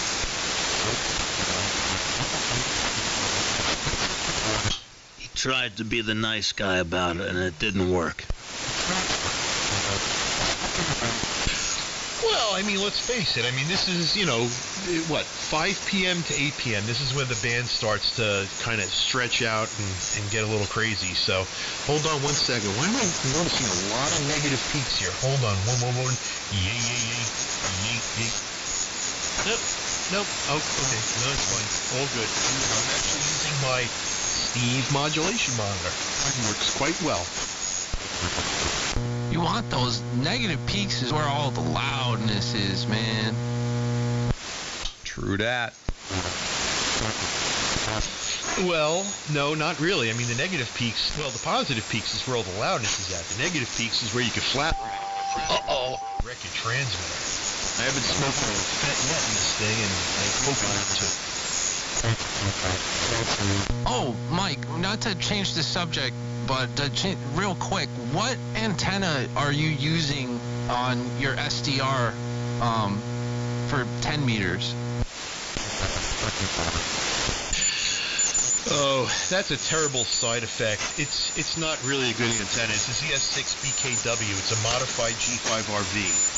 It's really not good for that purpose. I should come up with a better solution. But I'm really waiting to find the best software. Once I get really good software, I want to come up with like a really good antenna situation. So, like I said, right now, I switch between a 43-foot vertical and a ZS6 BKW. It really just depends what mood I'm in. I would say lately I've been on the 43-foot vertical. Okay, good info. Just because sometimes, like, you search around for SDRs and stuff, and just wondering what antenna that was, and someone else was asking as well. So thank you for that info. Yeah, actually, this is really weird. Hold on a second. I think I just switched accidentally over to the vertical. Hold on. Alright, this is the G5RV. I just switched away from the vertical to the G5RV. So I am running an I know my microphone's, because I'm not really talking into the microphone right now. So I have an Antenna Genius that I use that switches between, I have multiple antennas on the property, and I switch between them all. And I think when I fired up Antenna Genius, I accidentally switched over to 43-foot vertical. Now I'm on the G5RV. This should be doing a heck of a lot better because my SWR is significantly lower now. Yeah, that Antenna Genius needs to go back to school. Yeah, it's not so smart. I think I accidentally just tapped on the 43 vertical. So I have a lot of antennas, and I kind of switch between them. Sometimes I'm like listening on the SDR in the morning, and I'll just like, if I have a noise source that I don't like, I'll try one of the others to see if I can get away from the noise. So I have a 43-foot vertical with a lot of ground radials. I have the ZS6BKW, which is the modern version of the G5RV. Then I have the G5RV, which is kind of like my old Betsy. That thing just always works. I have a 131-foot random wire, which I can tune up on just about anything using a Palstar AT4K tuner. And then I have a couple of special receivers. One is a U.S. Navy loop that I use that does a pretty good job. I also have the Comet CHA250B up at the top. That's better on 10 meters, but I don't use that a whole lot. So I kind of like bounce around a little bit. Right now I'm on the G5RV transmitting, and this should be doing a heck of a lot better. Boy, most men get away from the noise source by leaving for work in the morning. Well, that works too. You know, it's like whatever works for you. Yeah, I was wondering why you're a little low in here before. It must have been on when you're using the wrong antenna, because now it's like, holy crap, you're the channel master. That was the 43-foot vertical. So the 43 vertical is really good for DX. I can get into Europe like big bang, no problem. But the problem is I don't do Northeast local very well with it. When I switch over to the G5RV, that antenna is sitting a little lower. I think it's around 42 feet, 43 feet. So that kind of covers the Northeast really nicely. Did you just switch back to the vertical, Mike? He's got to ask the teams. I actually had to check. No, hold on, wait, let me check everything. Nope, that's the G5RV. Hold on, just going to tweak the tuning. Yeah. Nope, G5RV all the way. Let me check the mic levels. Let me check the mod monitor. Negative peaks, look, I'm just below 100. Positive peaks are hitting 130. So that's kind of like the optimal situation, I think. Honestly, if I switched over to the ZS6BKW, it would probably do a little bit better on 80. But I like to leave that one to the WebSDR because, honestly, the WebSDR receiver, I kind of consider that a priority.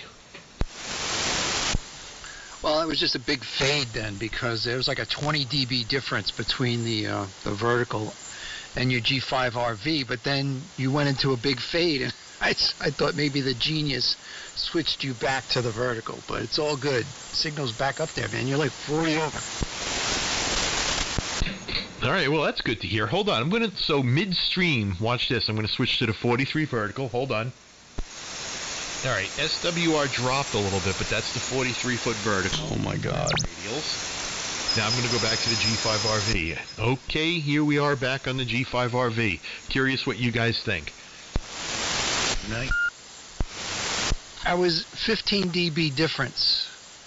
Well, maybe 20. You went from S9 almost to 20 over. Yeah, here too. I think you were on the vertical even back when Luke was on. Yeah. See, and the amazing part is, in general, the vertical does DX really well. Like when I'm talking to somebody in Spain or Italy or Germany, the vertical rocks it. But for local and like nearby, that G5RV just does great. And you know, I have a tuned dipole. I just don't use it a whole lot. But the G5RV for general purpose stuff does a really good job. I'm a living testament to the fact that it works well. W2PHL. Mike, do you have what kind of ground system do you have underneath the vertical? That's like a trick question. So I had my little nephews up when we were doing the ground system. And I'm going to say I ran, give or take, 20 to 24 pieces of number 12 stranded copper that are about 50 to 60 feet long. I don't remember the exact number.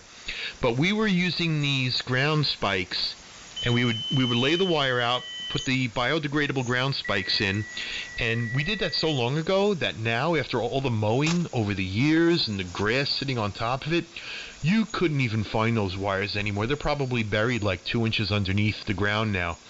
And like I said, it does really well for DX. It just doesn't do good for local. I would love to, I could probably tune a little better. I think if I had actually built a coil that I was going to try to tune it up better.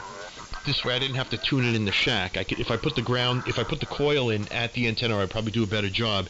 I just haven't had a chance to set it up, but you know, maybe one day. For now, that vertical does great for DX work. Like during the day, if I'm just listening on the SDR, I'll switch it over to the 43-foot vertical, and you can see it in strength, and it does a nice job.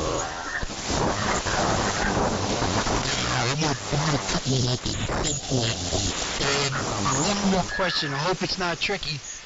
So, do you have a tuner at the base, or a balun, or how are you fitting it?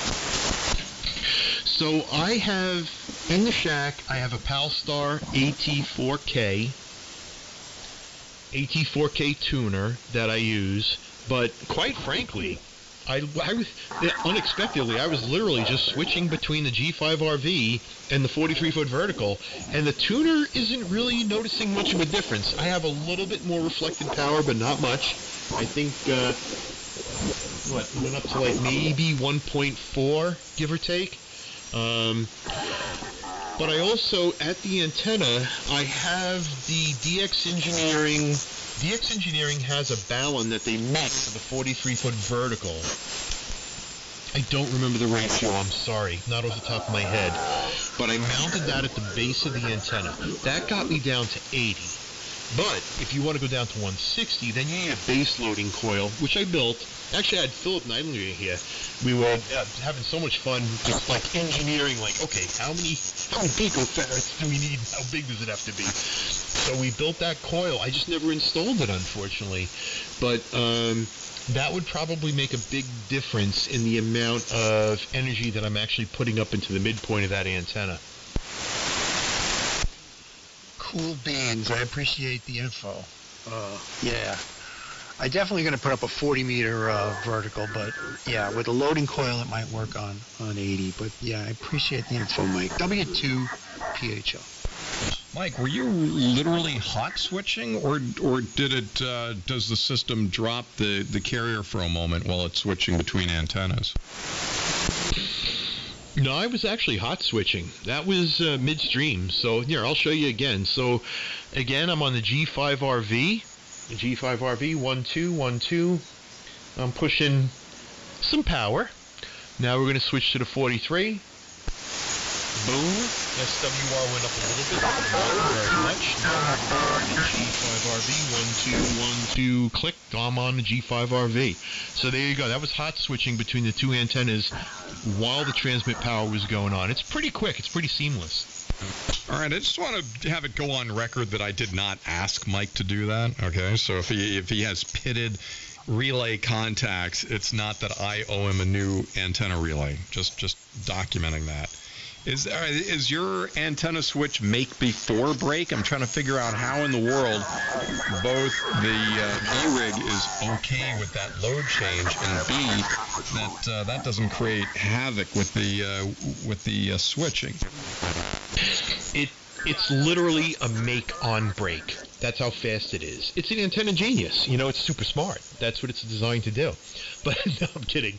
But it literally is pretty quick. I mean, it's almost instantaneous. So if the match between the two antennas is good, you can hot switch with no problem. I would not hot switch to the ZSBKW because I know that I have to retune significantly. I was actually quite surprised that I was able to hot switch to the 43-foot vertical, but my reflected power really didn't change much when I flipped over to it. So I can pretty much guarantee there was no big sparks or anything. It's probably a little bit of a make before break, if I had to guess, but I can hear the relays flipping, and it all sounds healthy. Maybe you already said, but how many grounds? And by the way, I would highly suggest an Antenna Genius switcher to anybody. I mean, I tell you what, I've had this thing since 2016, and it has run like a champ with no issues, lightning strikes, and everything else. I've never had a problem with it. It's an 8x2 matrix switcher, totally computerized. I can run it from my phone or from my computer. You can also add external manual switches, and it just runs great. Hey, Mike, I think Luke is trying to ask you something. contain paid advertising that you can't skip through. Okay, there's a disclaimer. Hey, Mike, I think Luke's trying to ask you something.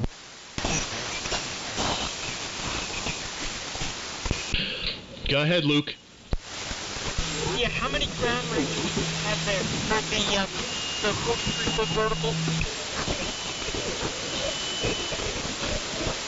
Can you hear him, Mike? He's asking how many ground radials you'd have hooked up to your vertical.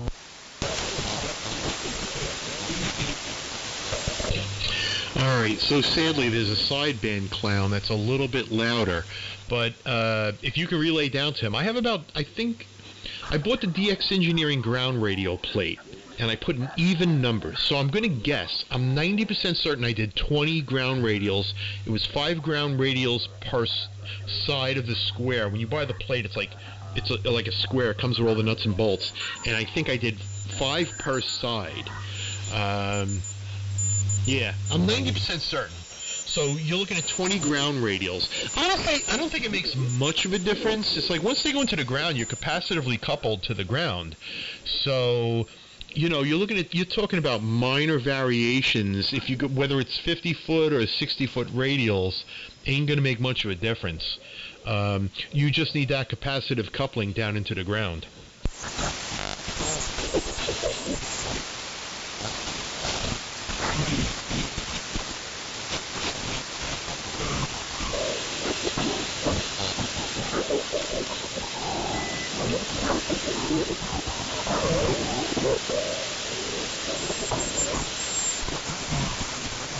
Mike, I'm kind of curious, have you considered raised ground radials? Because they're very efficient and you really don't need that many. Yeah, my problem is here, the deer. We have so many deer, they would be ripping the wires out of the ground all the time. I have probably 3 different herds of deer. One is like 15, one is 20, and then I have like a family of 4 or 5. If I did anything above ground, it would get destroyed pretty quick. Well, I mean like 8 feet up. If they were supported, if like you had a 10-foot mast, you bury 2 feet of it and then just put insulators on the top there, that would, 4 quarter wave radials would be the equivalent of 120 buried radials. It's an interesting thought. I could do that. I would be afraid of the crazy plow guys that come up in the middle of the night that don't know where they are and get lost and drive their truck across my front lawn, but that's an interesting thought. That's something I might try. It's just a super efficient ground system. They even talk about that in AM broadcasting. Literally 4 is as good or even slightly better than a field of 120. That's a dramatic statistic. It does work really well. I made a vertical for 20 meters with 4 radials, and they were about 8 feet off the ground. And granted I was using FT8, but I got DXCC in a couple weeks with that.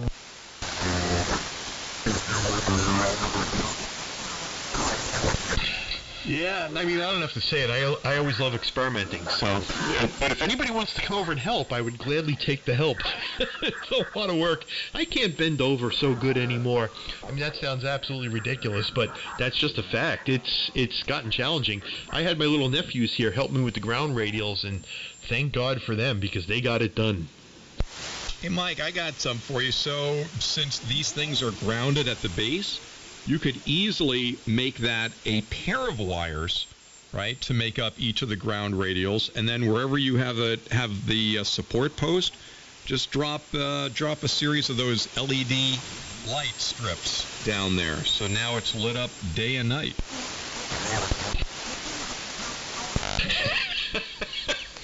How cool would that be? Well, we're actually an LZ for the local fire department now, so like LED lights might confuse them. I'd have to check in with them to make sure that's okay. But it would look so cool. Or you could go for like the purple chaser lights and stuff like they put onto the gangster rides. Yeah, just get something like that. It doesn't have to be red.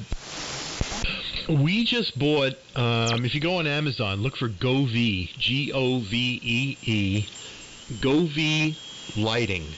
GoVee lighting. We did GoVee lighting. I bought 2 systems, cost me a fortune, like 400 feet times 2, and enough to like wrap the whole house and the garage. But not only can you use it for Christmas, you can use it for every other holiday because it's RGB. So for Thanksgiving, we can go like, orange and green. For Christmas, we can do red, white, and green. For Easter, we can do purple and white or whatever. I don't know. But it's supposed to be pretty cool, but the problem is I bought it right before Christmas, and then they said, yeah, don't hang these up if it's below 40 degrees. So it's like, all right, well, I'm screwed. So I can't do that. So now I've got like $1,000 worth of lighting, and I got to wait until the weather gets warmer before I can actually mount it up under the eaves and get it going. That should completely destroy RF reception, unless I filter it properly. So we'll see how that works out. What do you do for Martin Luther King Day? Black lights. No comment. Man, speaking of destroying RF with like lighting and stuff, I don't have any of that, but on 10 meters, I had to wrap my router in tinfoil, and I actually had to eliminate some of the Ethernet runs, like the hardwired stuff that I had around the house, and switch it over to Wi-Fi just to get rid of all the crap that is up there from whatever is switching square waves and whatnot. Oh, hold on, wait, do I got this? So Billy, DX Engineering makes these Ethernet filters. Number one, they really, really work well. But number two, they're really, really expensive. But number three, I bought them and figured out what they're using inside. And they're basically just Ethernet jacks that are built by a company that build the filtering into the jack container that gets soldered onto the PC board.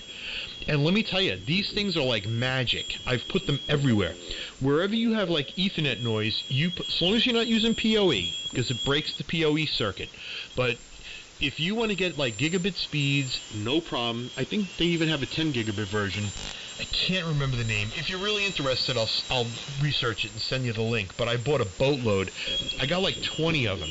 So DX Engineering charges, I think, $60 for a pair of these puppies, which gets you essentially 2 of these special jacks. However, the jacks are really only $20 a piece from the manufacturer with the filtering built in. So you can get a lot more for a lot less money, as long as you're willing to, do your own soldering work and all that fun stuff. I wish I could remember the name. I can't right now, but it really does work. And basically what they do is they put your typical filtering. There's 2 capacitors and 1 coil in the middle. And, man, they work like a champ. Unbelievable. I had a Philips Hue lighting system that I was using, and I had the interface for it. And then I also had my SmartThings interface, and they were noisy as hell, mostly from the power supply, which I couldn't quiet down. But anyway, I put these Ethernet filters on, boom, quieted the whole house down. So they do make good filters for it. You just got to find them, and don't pay DX Engineering by the jack version. You can make them yourself. Yeah, it seems like a good option if it really works, but the only thing I found to be 100% effective was to just unplug the crap and put it on Wi-Fi, but I don't need any crazy speeds or this. I mean, it's like it was an Apple TV and like an IoT device that's out in the garage, like who cares? So that was my budget way to fix it, and it fixed it great, but stuff like that's cool. I tried an isolation block, didn't do anything for me, but I still left that in. Why not? But yeah, all my crap is very, very, very noisy on 10 meters. Lots of birdies. It's very annoying. Yeah, no, I literally, I run out of IP addresses here on a regular basis. I have easily over 150 IoT hosts between, all the different hardware in the house. So most of it's Wi-Fi, which, like you said, no-brainer. It just kills the noise. But some stuff needs to be hardwired, just because of the nature of the beast. And there's nothing else I can do for it except use those filters. And they work really darn good. So, yeah, I think I had my DHCP scope set out to about like .90 up to 240. And I just hit 240 the other day. I was like, you have no IP addresses left. I'm like, you son of a gun. Well, and shielded network cable doesn't do it? No, dude. I'm using really good Cat 6 that I got from, I don't know, some installation we were doing. And the only way you can alleviate it is to use some sort of a, it's just like the, what do you call it, the AAA power strips. Those do a very good job of eliminating common mode noise. It's basically the same schematic, except they apply it to Ethernet. And it works quite well. It eliminates all the common noise up on the shield. My goodness gracious. Yeah, I don't have to tell you. I'm fanatical here because of the SDR. So when I plug something in and I get a new noise source, Tanya knows. I run around the house with an AM radio trying to figure out where it's coming from, and I drive her nuts because I'm like, honey, you gotta turn off the TV. I gotta find this. And then ultimately I find it, figure out what it is, tone it down. I either modify the power supply, I put a choke on it. I use the big the 31 mix toroids or the 43 mix toroids, and sometimes I will put my Ethernet toroids on it.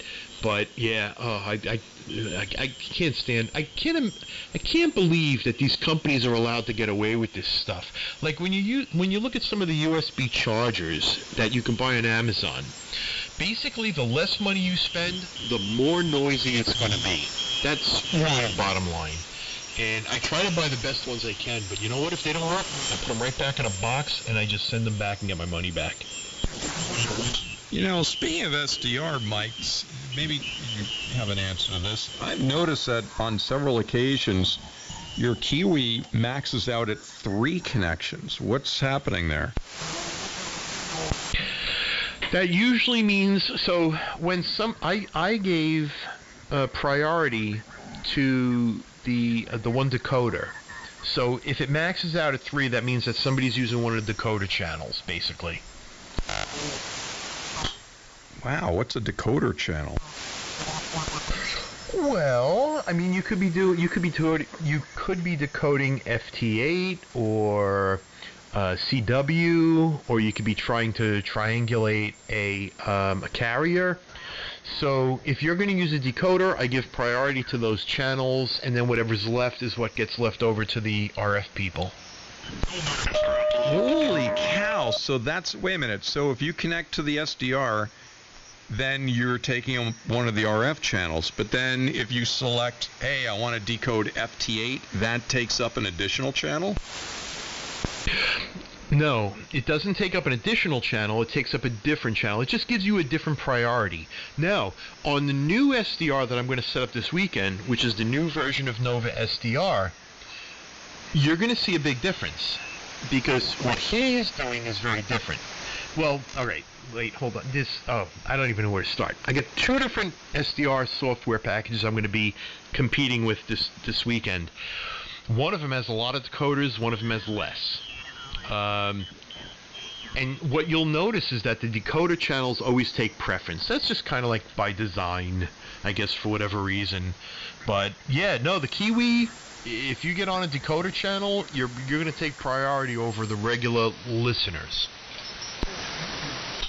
All right, I'm still not quite clear on this, because so if someone goes to it, they just go to it and they connect whatever the default is, like 3873 AM, which is great. But then they say, yeah, well, I don't want this stupid Clark show, so I want to listen to FT8 on 20 meters. So then they jump. Now they're still taking up one of those channels, which is visible in the user list. So they switch to 20 meters and they click FT8. They're not going to stay there? They're not going to continue staying visible as a user? Technically you should. I mean, you're still a user. Ultimately, it's 4 users max.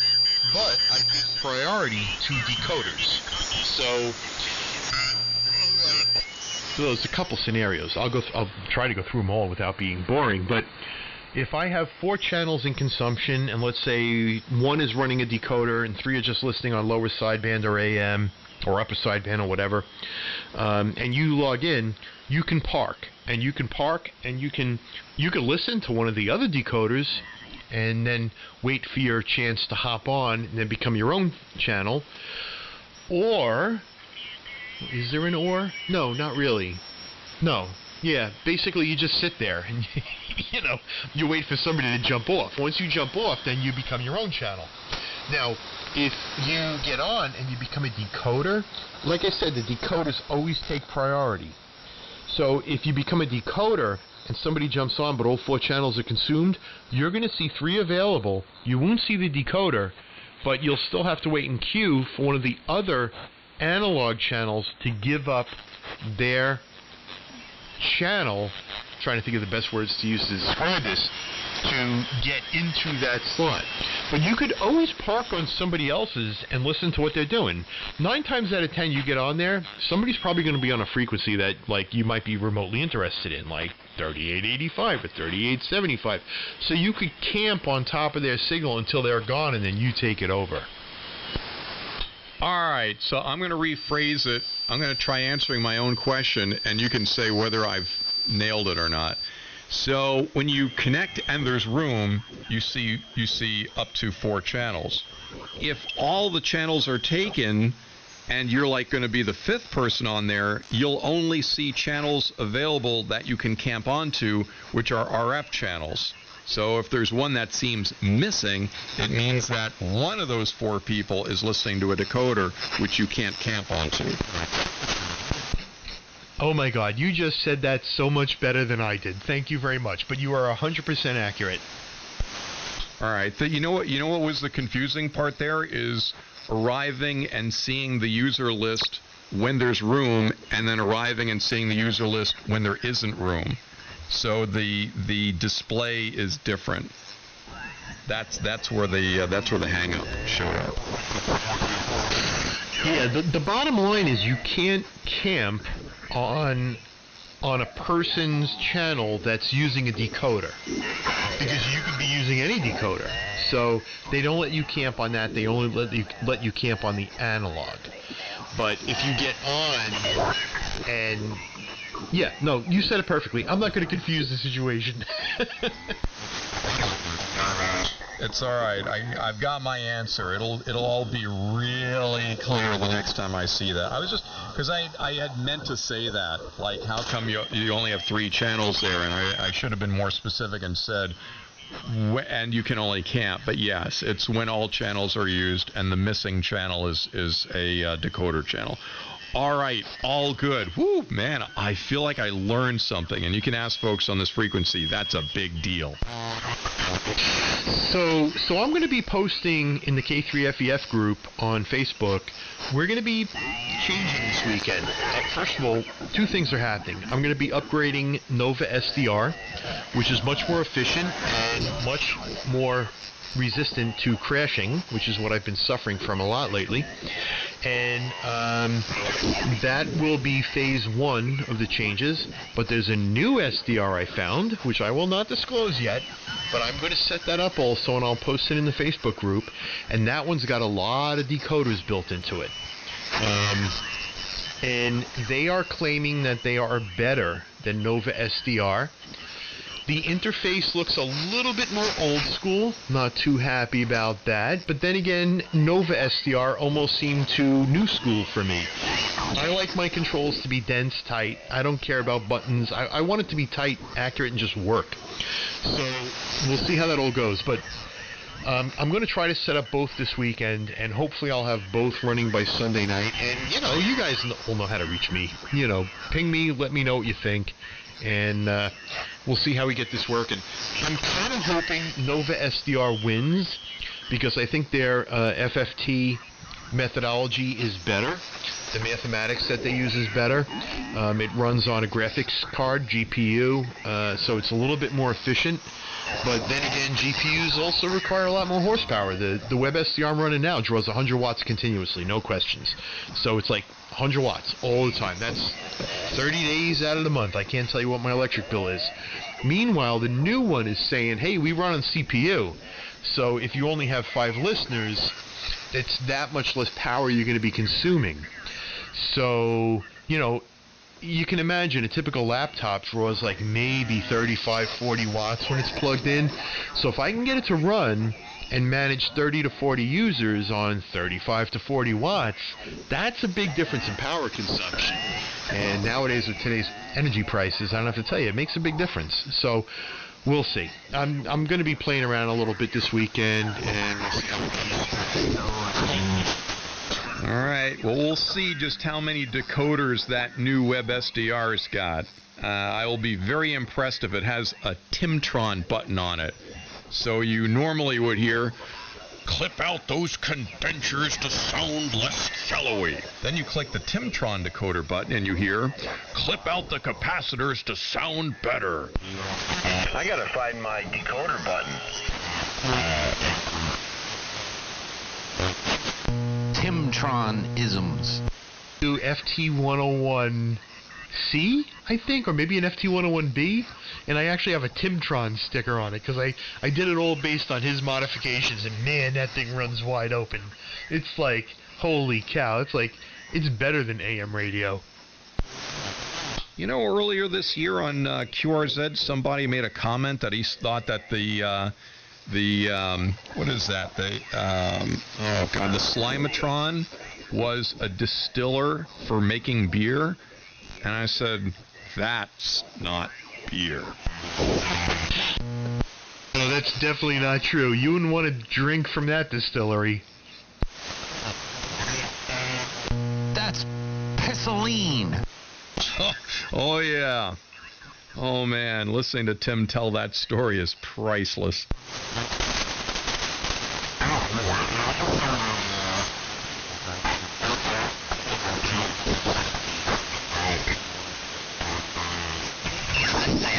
Oops. N1 BCG, Greenwich, Stanford, Portchester, and beyond. WL7B, Bristol, Connecticut. Freezing in the shack. K3FEF, Milford, Pennsylvania. Also kind of freezing in the shack, but I've got a bottle of wine with me, so I'm doing okay. W2PHL, remote controls from parts unknown. And W2BTK, from way up on Montana Mountain.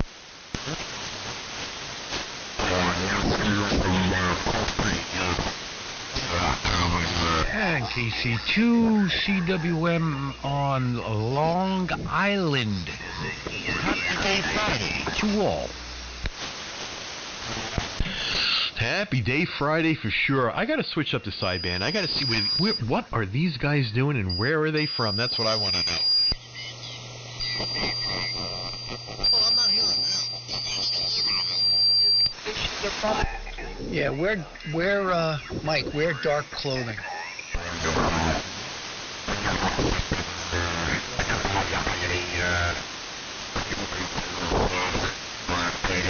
Now I'm missing my QAM rig. You could do fun stuff with that. But I guess my recourse right now would be to walk in the other room and turn on my stuff. But I'm not going to do it. What happened to your QAM rig? Nothing. It's just chilling. I've been enjoying my vintage rig lately, and repurposed that computer for something else for the time being. But I could easily get that stuff back on the air. It just wasn't that much fun with the latency. I haven't got that figured out. Ah, when you said you miss it, I was thinking, uh-oh, maybe it's gone away. No, I'm not even sure anyone knows how to operate that thing. Like, I'm gonna have to figure it out when I turn it back on.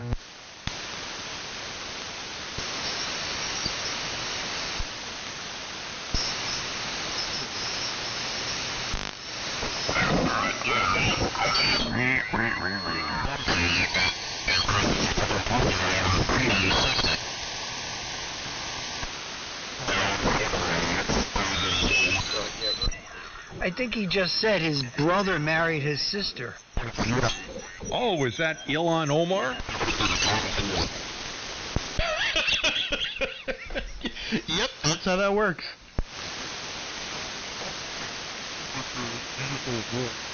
Maybe they're just waiting for the pre-net.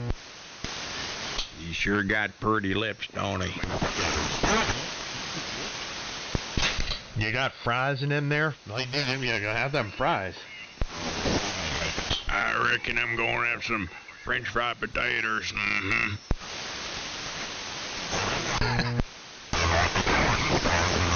Maybe I would go work on some single sideband and upset them hammers up there in the northeast. They do make a fuss, don't they? They said that we were operating down here from the nervous hospital, I reckon, but, well, anyway, they ain't gonna bother us none. We just keep on talking about what we talking about here, and the slot bucket, as them hammers call it, and man, you have a darn good time, I reckon. Yeah, AM is such an inefficient mode. You know, it's not in the true spirit of ham radio. You know, you need max efficiency. One sideband, no carriers or none of that. And the 2.4 kilohertz filter. You know, and you get out there and you communicate. Well, get it, Reagan. Then that'll address the efficiency thing. You can run box.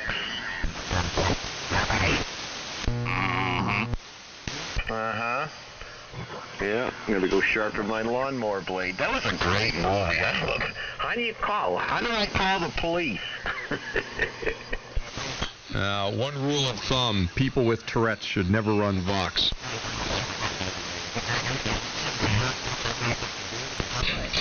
All right, so I gotta ask, because I'm gonna ask the complicated question.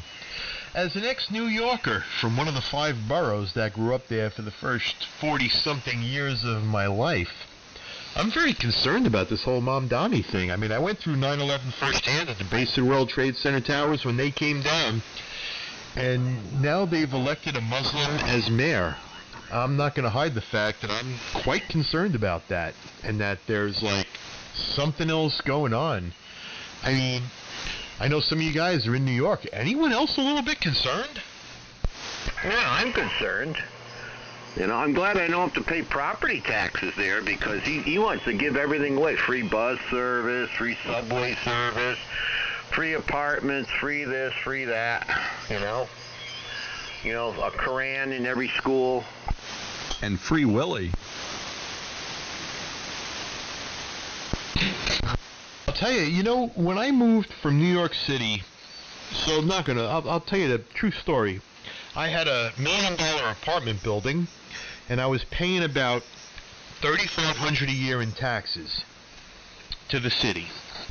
And when I moved to Pennsylvania, everybody said, oh, PA is so much cheaper, blah, blah, blah. I get up here, and I'm probably paying about close to the $5,500 in taxes. Now, don't get me wrong, I have way more than the 500 by 100 foot lot that I had. I now have 50 acres, and I'm in a very private area.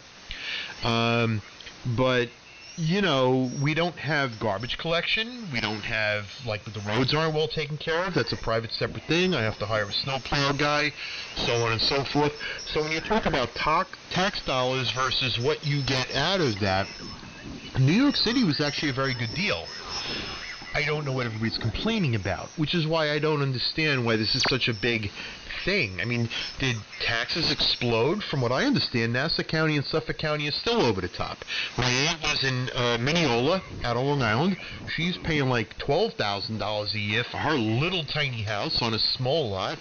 My cousins are out in Smithtown. They're paying like, again, over $10K. So I'm like, you know what? All right, I'm not doing too bad up here in PA for what I got. About, you know, $5,100 give or take in taxes. And again, that's for 50 acres and no neighbors.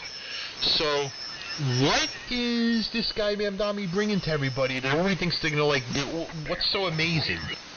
I just don't get it, and I feel bad because I love the fact that I grew up in New York. I remember when I was traveling Europe, every time you told somebody you grew up in New York City, like, oh my God, that's amazing.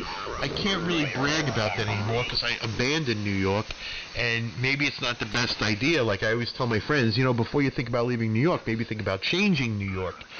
And I don't know if there's a big solution now. I don't know what the ideal solution is, but I know some of you guys still have your roots in New York. I know, Phil, you're in Bronx. So, like, something's got to change. Something's got to break. Anyway, just my 2 cents. K3FEF.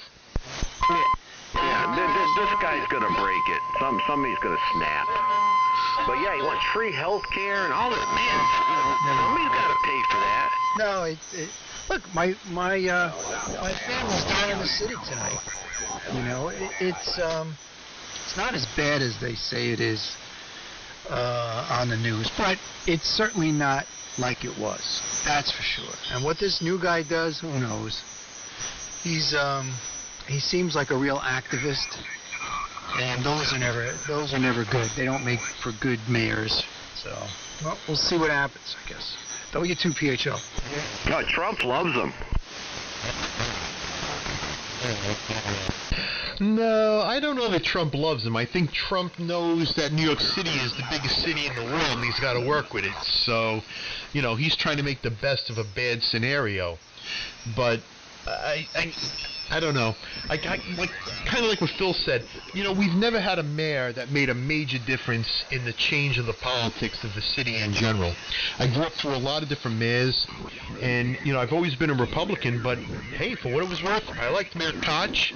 I remember walking across the steps of City Hall every morning, going to work, literally coming off the M train, walking down Park Place, and Mayor Koch would wave to my dad, me, and my other friends. He'd go, "Hey, good morning, guys," because we literally saw him every morning when he was getting out of his limo.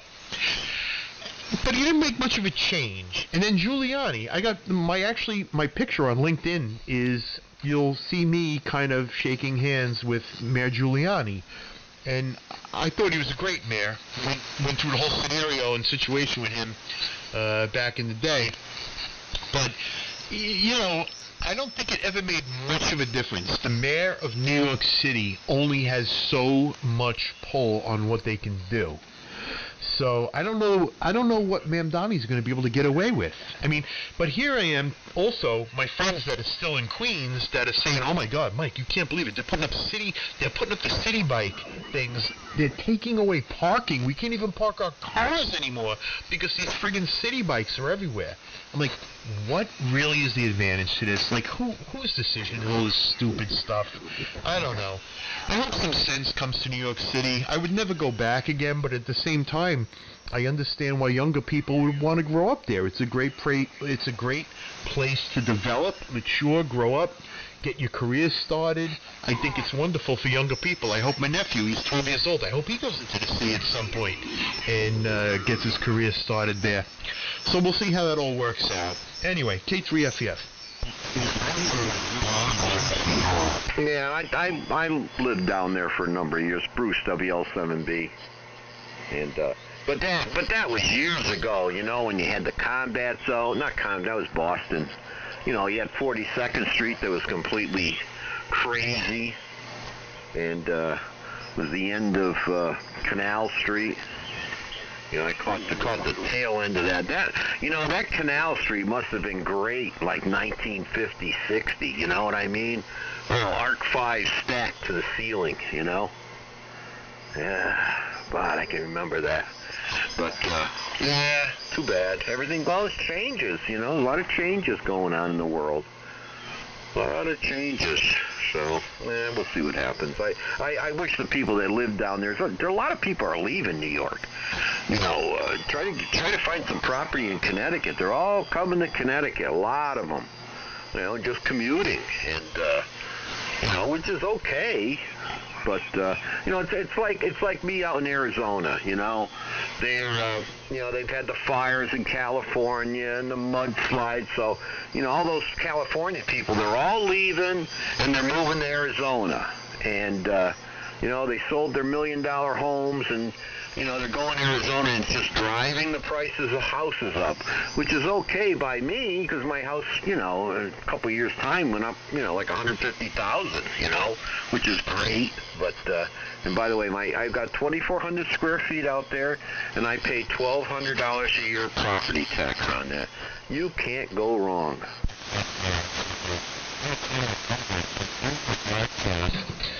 Yeah, something's got to give somewhere, and I don't know what it is. We got out. Sometimes I don't think we got out far enough. I've thought about Arizona. I've thought about going down to Tennessee and West Virginia. A lot of places to move. I didn't have to be in New York anymore. I basically telecommute. I do network engineering. I could do what I do from anywhere. So it's really just a matter of picking a place I like. And I liked PA. I don't understand Connecticut, to be honest. My cousin lives in Connecticut. He's a big entrepreneur. And I'm like, I never really understood the attraction to Connecticut because I feel like it's such a liberal state and very liberal controlled. And one of my senior vice presidents that I work with on a regular basis, like, she lives in Connecticut, and for me, she is the epitome of Connecticut, and I just want to choke her.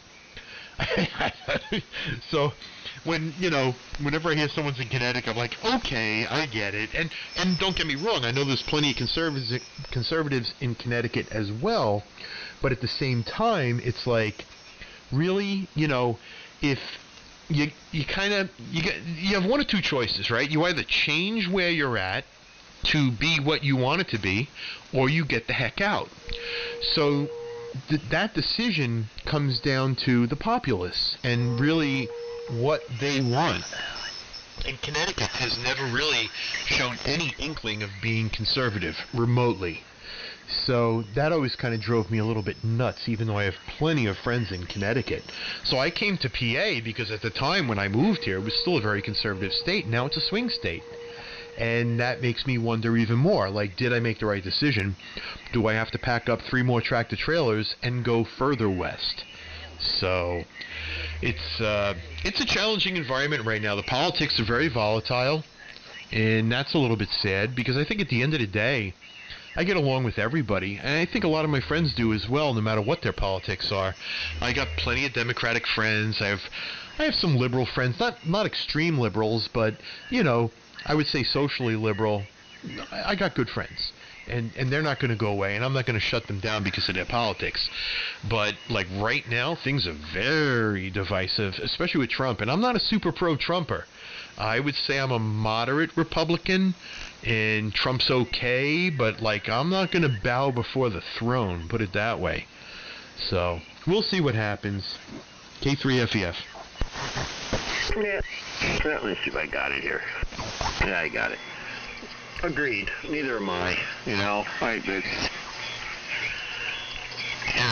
69. Not much I can do now. So I'm just going to sit back and watch. Hopefully I live long enough to see how it turns out, But if I don't, I don't, That's the thing. But you got to keep I think my 92-year-old cousin's Jewish husband has the right idea. He always tells me, he's got Alzheimer's, but he always tells me, make sure you got 2 cents more than you need in life. And boy, how true that is. That is, I totally get it, and that's 100% accurate. I'm kind of dealing with that right now in a situation I got going on at the company.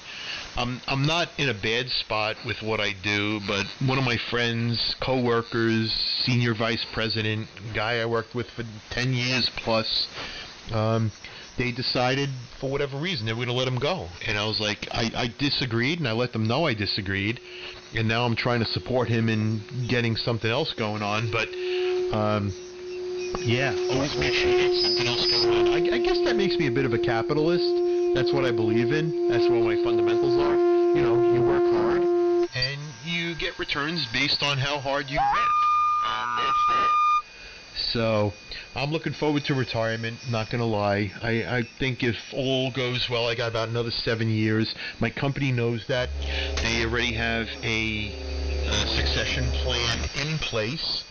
and I'm good with that. I'm kind of working with the guy, and you know, it is what it is. But it's just not what like when I think about my dad and what my dad taught me, and you know what my dad told me. It's not the same. It's not the same anymore. It's not like the 40s when the post-war situation. Put it that way. Things were very different, and people could afford things. People could afford a home. Now, like, I look at my nephew. He's 12 years old, and I'm like, so we're older, right? So my nephew's 12. It's a big age spread, but I think he's my only nephew, and we don't have kids. And I think about, wow, like, how is he going to afford a home? How is he going to pull this off? And that's a little scary. So basically, my wife and I, we're going to put everything in the will to him, because, like, I got to give him a head start in life, and I hope he does really well, but I can picture things getting really sketchy 20, 30, 40 years from now. We'll see what happens. Yeah, I agree. I know I have a 1-year-old second nephew. He was just born a year ago, and I think about that. I too, we don't have any children either. And which is probably the only regret I have in life. I never had a kid, so you know, I can't leave him. You know, I really don't have anybody to leave it to, other than Clark. You know, and but you know, it was funny. It's funny how that worked out. Well, hey, I did all right. I ain't worried about it. You know, I tell you one thing, coming down with this this prostrate, you know, number 4 here, cancer, you know, really definitely opened my eyes, I'll tell you, you know. In fact, I had an insurance policy, which I started that one back in, shoot, Jesus, 76, 77, I guess. It's all paid off, and I cashed it in the other day. I went out and bought my wife a brand new car, you know. We needed a new car. We just went and bought it. And, you know, in case I kicked the bucket, you know, at least she'll have a good car, you know, with a 10-year warranty on it. And I keep telling her, make sure you get a good Cabana boy, honey. WL7B. Make sure you get a good Cabana boy. That's a good outlook to have, actually. So I'll tell you a funny story, by the way, for the prostate situation. My father, miraculously, is still alive. He's 82 years old, and he has had a very severe form of blood cancer since right after 9/11. We were both heavily involved in 9/11 and the recovery, and we were doing digging down there and everything. And that's where we think he got it from. And I'm probably going to end up with it too, but whatever. So I was taking him into Mount Sinai for experimental treatments like every 6 months. And just this past year, he was diagnosed as cancer-free. It was undetectable. So, you know, now he's like 82, and the cancer's undetectable. And he's like, all right, so now what? You know. Meanwhile, he's doing great. He runs an antique shop here in Milford, PA. He absolutely loves what he does. My mom is still doing good. She's 81. And, you know, I love him to death. They're both doing great. And it just goes to show you that if you stick through it, you get through it, you know. So, he was a typical 50s dad, right? They got married when they were in their early 20s. They had me, like, immediately right out of the gate. So I'm 58 now, which, comparatively speaking, relatively young to to some of you guys. But, you know, at 58, you start to feel it a little bit. Your knees get a little achy and bones get achy in general. But, no, it's just a different perspective. It's not like it was when I was in my 30s and when I was in the corporate world and everything was fresh and I was doing fantastic. It's like, oh God, they're trying to figure out how to get rid of me now. It's like, oh my God, how do I plan for this? You know, I got to play all the political correctness stuff right, otherwise I'm going to get screwed. And like my buddy who just got let go, unfortunately, how I'm still even employed, I have no idea, because basically in technology you get rid of the old people, and I'm one of the old people now. And luckily I'm still hanging in there. I'm not even sure why. Probably because I know more than I should, but it is what it is. So, yeah, with the prostate thing, I would say, do everything you possibly can. Stay experimental. Like I said, I took my dad into Mount Sinai every 6 months. I can tell you the doctors' names. They were fantastic. They did a lot of experimental stuff. He's on all these different registries now, and he's doing absolutely fantastic at 82 years old. He looks like a kid, and he has fun. So I'm super happy for him, super happy to still have him around. He's still my dad. I still lean on him for advice. Think about that. I mean, I'm like almost 60, and I lean on my 82-year-old father for advice, but I absolutely love him. K3FEF.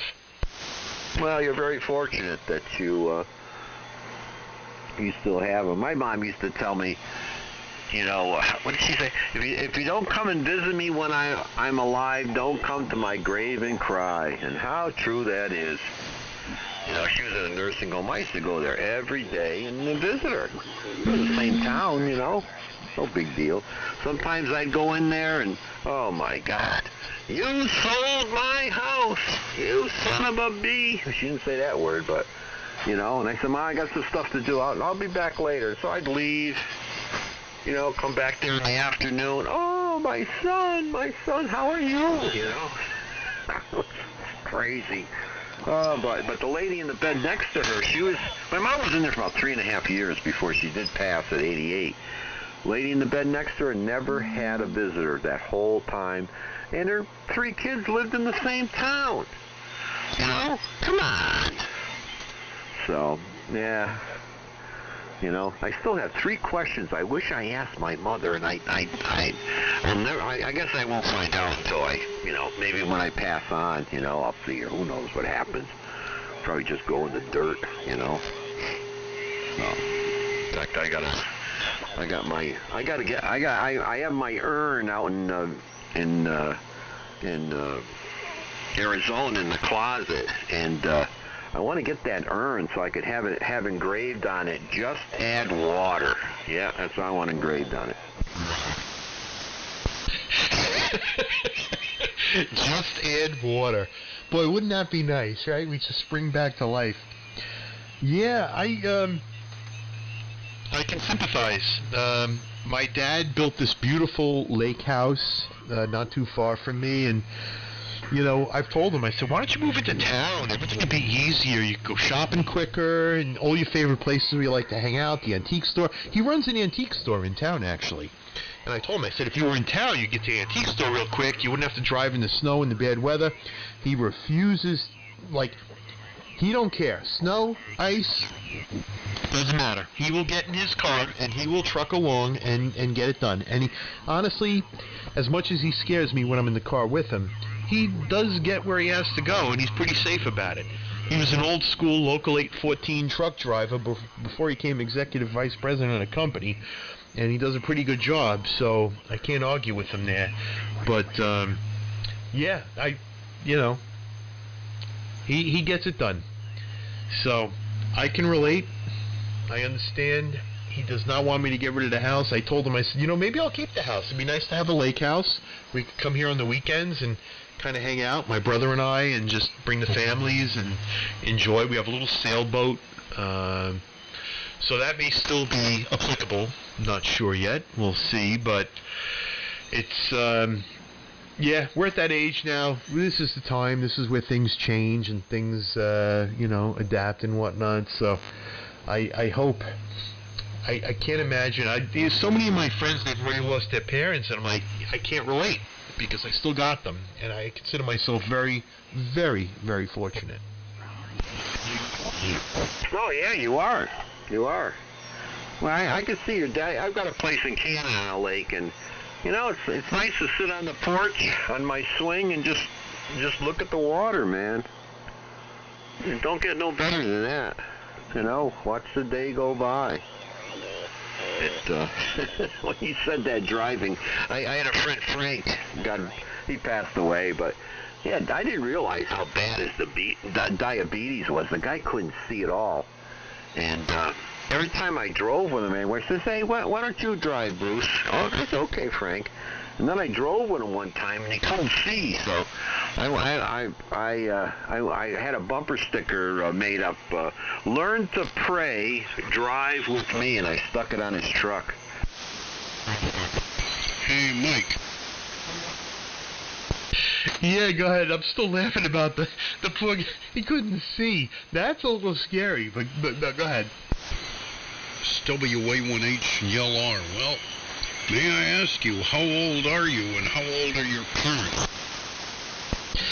So I just turned 58 on November 30th. I'm a Sagittarius, and my father now is 82 years old, and my mom is 80 years old. And I'm very fortunate they are both still alive and still doing very, very well. And it's so good to hear you, Tim. Glad you chimed in. Yeah, I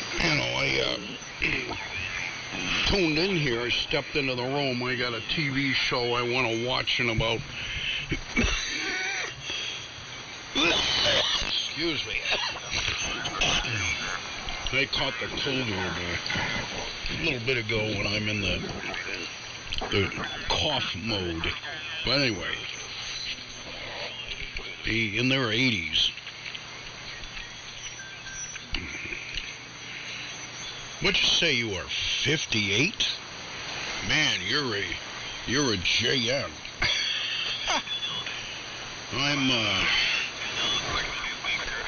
I'm 76, so I got you by a few. And my parents have long been dead. Yeah, Tim, no joke. I mean, I've been a heavy smoker since I was a teenager, and I just quit 2 years ago. So I would be thankful to God if I made it to your age, to be honest. I feel like I've really cheated death numerous times. When I was a kid, I have a very addictive personality, so I had a lot of issues when I was younger. I drank a lot. I did some stuff that I shouldn't have done. I smoked a lot up until just recently. And I'm kind of glad it's all behind me. I do feel better, but at the same time, I kind of, like I said, I did have fun. So I appreciate where you're at. I appreciate where my parents are at, and I love the advice and input from everybody. And I know I'm the young guy. Believe me, don't get me wrong. I know I'm the young guy, but at the same time, it's like, I don't know. I feel like we're the next ones rolling into that same spot. It's like, you're backing out, we're backing in. So, you get it. K3FEF. Hey there, Timmy. Well, I have a full of a philosophical discussion on life some evening. I'm relatively active. I don't bother much with sideband. I'm pretty much on good old EAM. But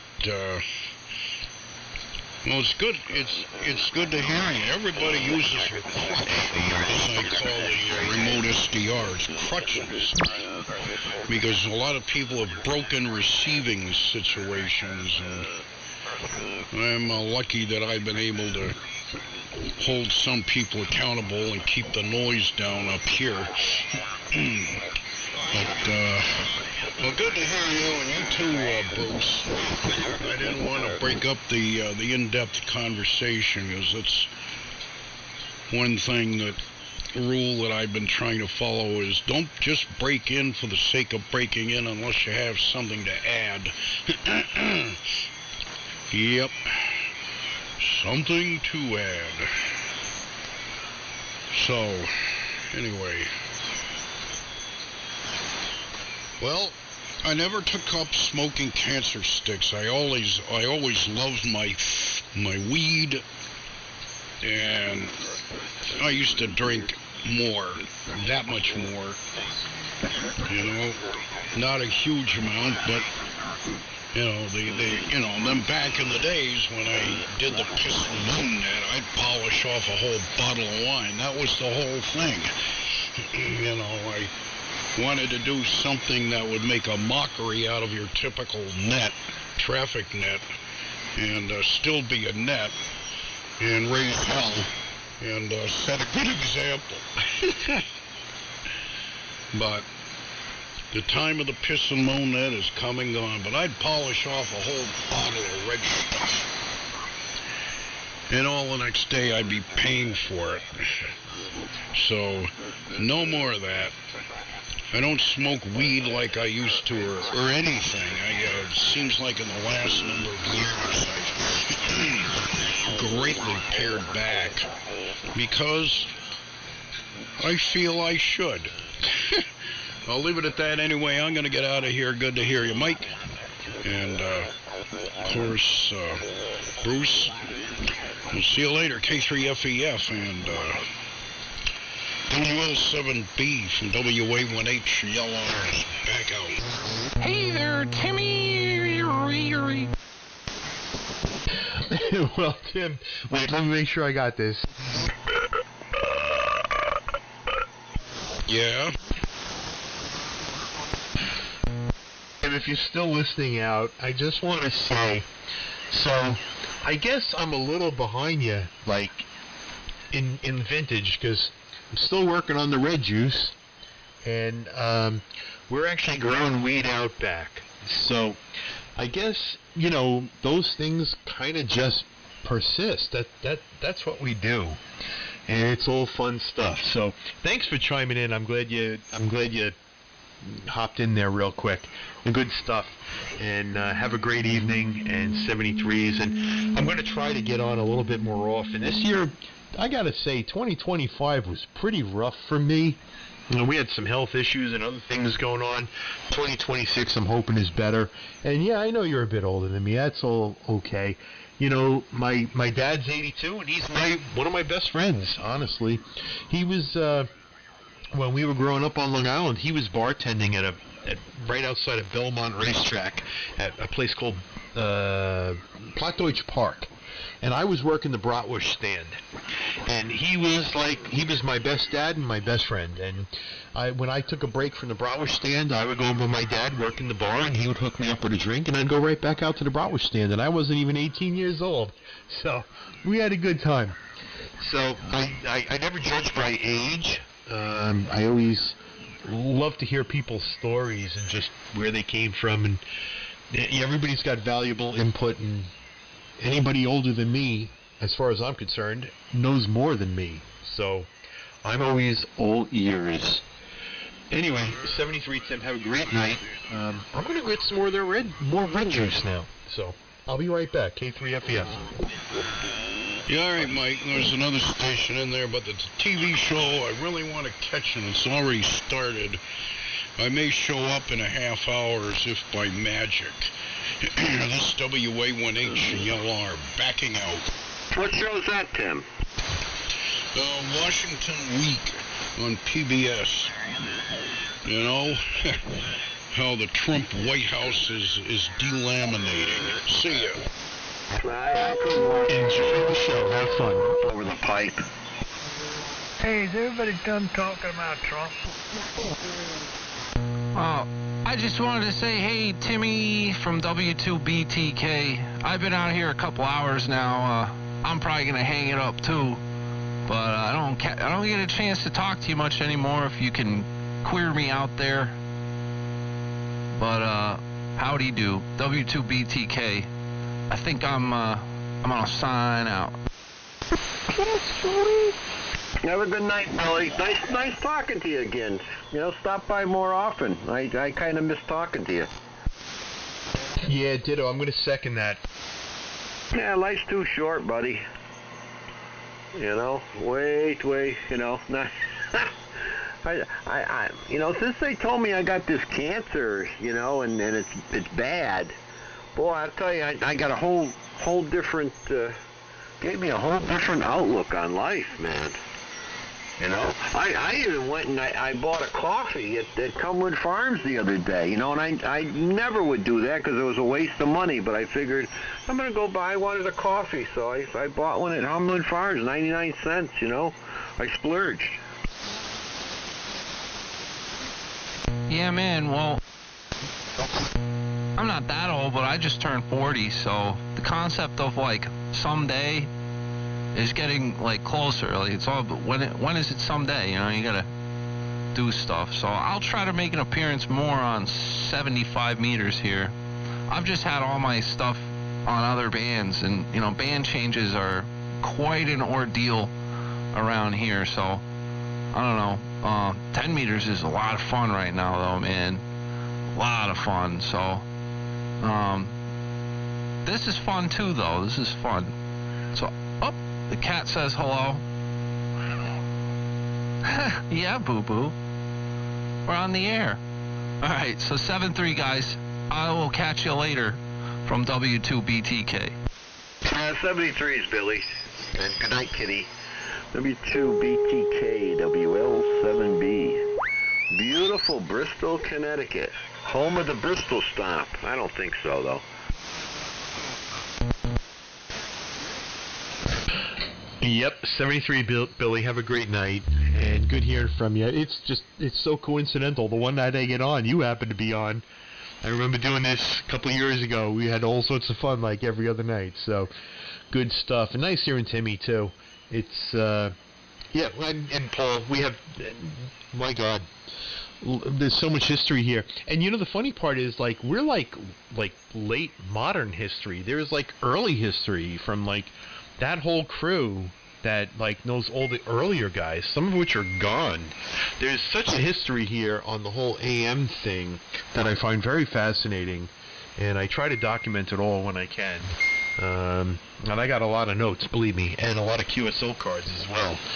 So, cool stuff. Anyway, I wasn't joking about getting the red juice. I do have to walk away for a moment, because the kitchen's like on the other end of the house. So I'll be back in like 2 minutes. K3FEF.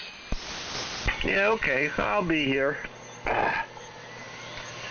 Look around here. I thought I had a water down here. I usually keep extra waters, but I don't see any. I drank them all. All right. Maybe I'll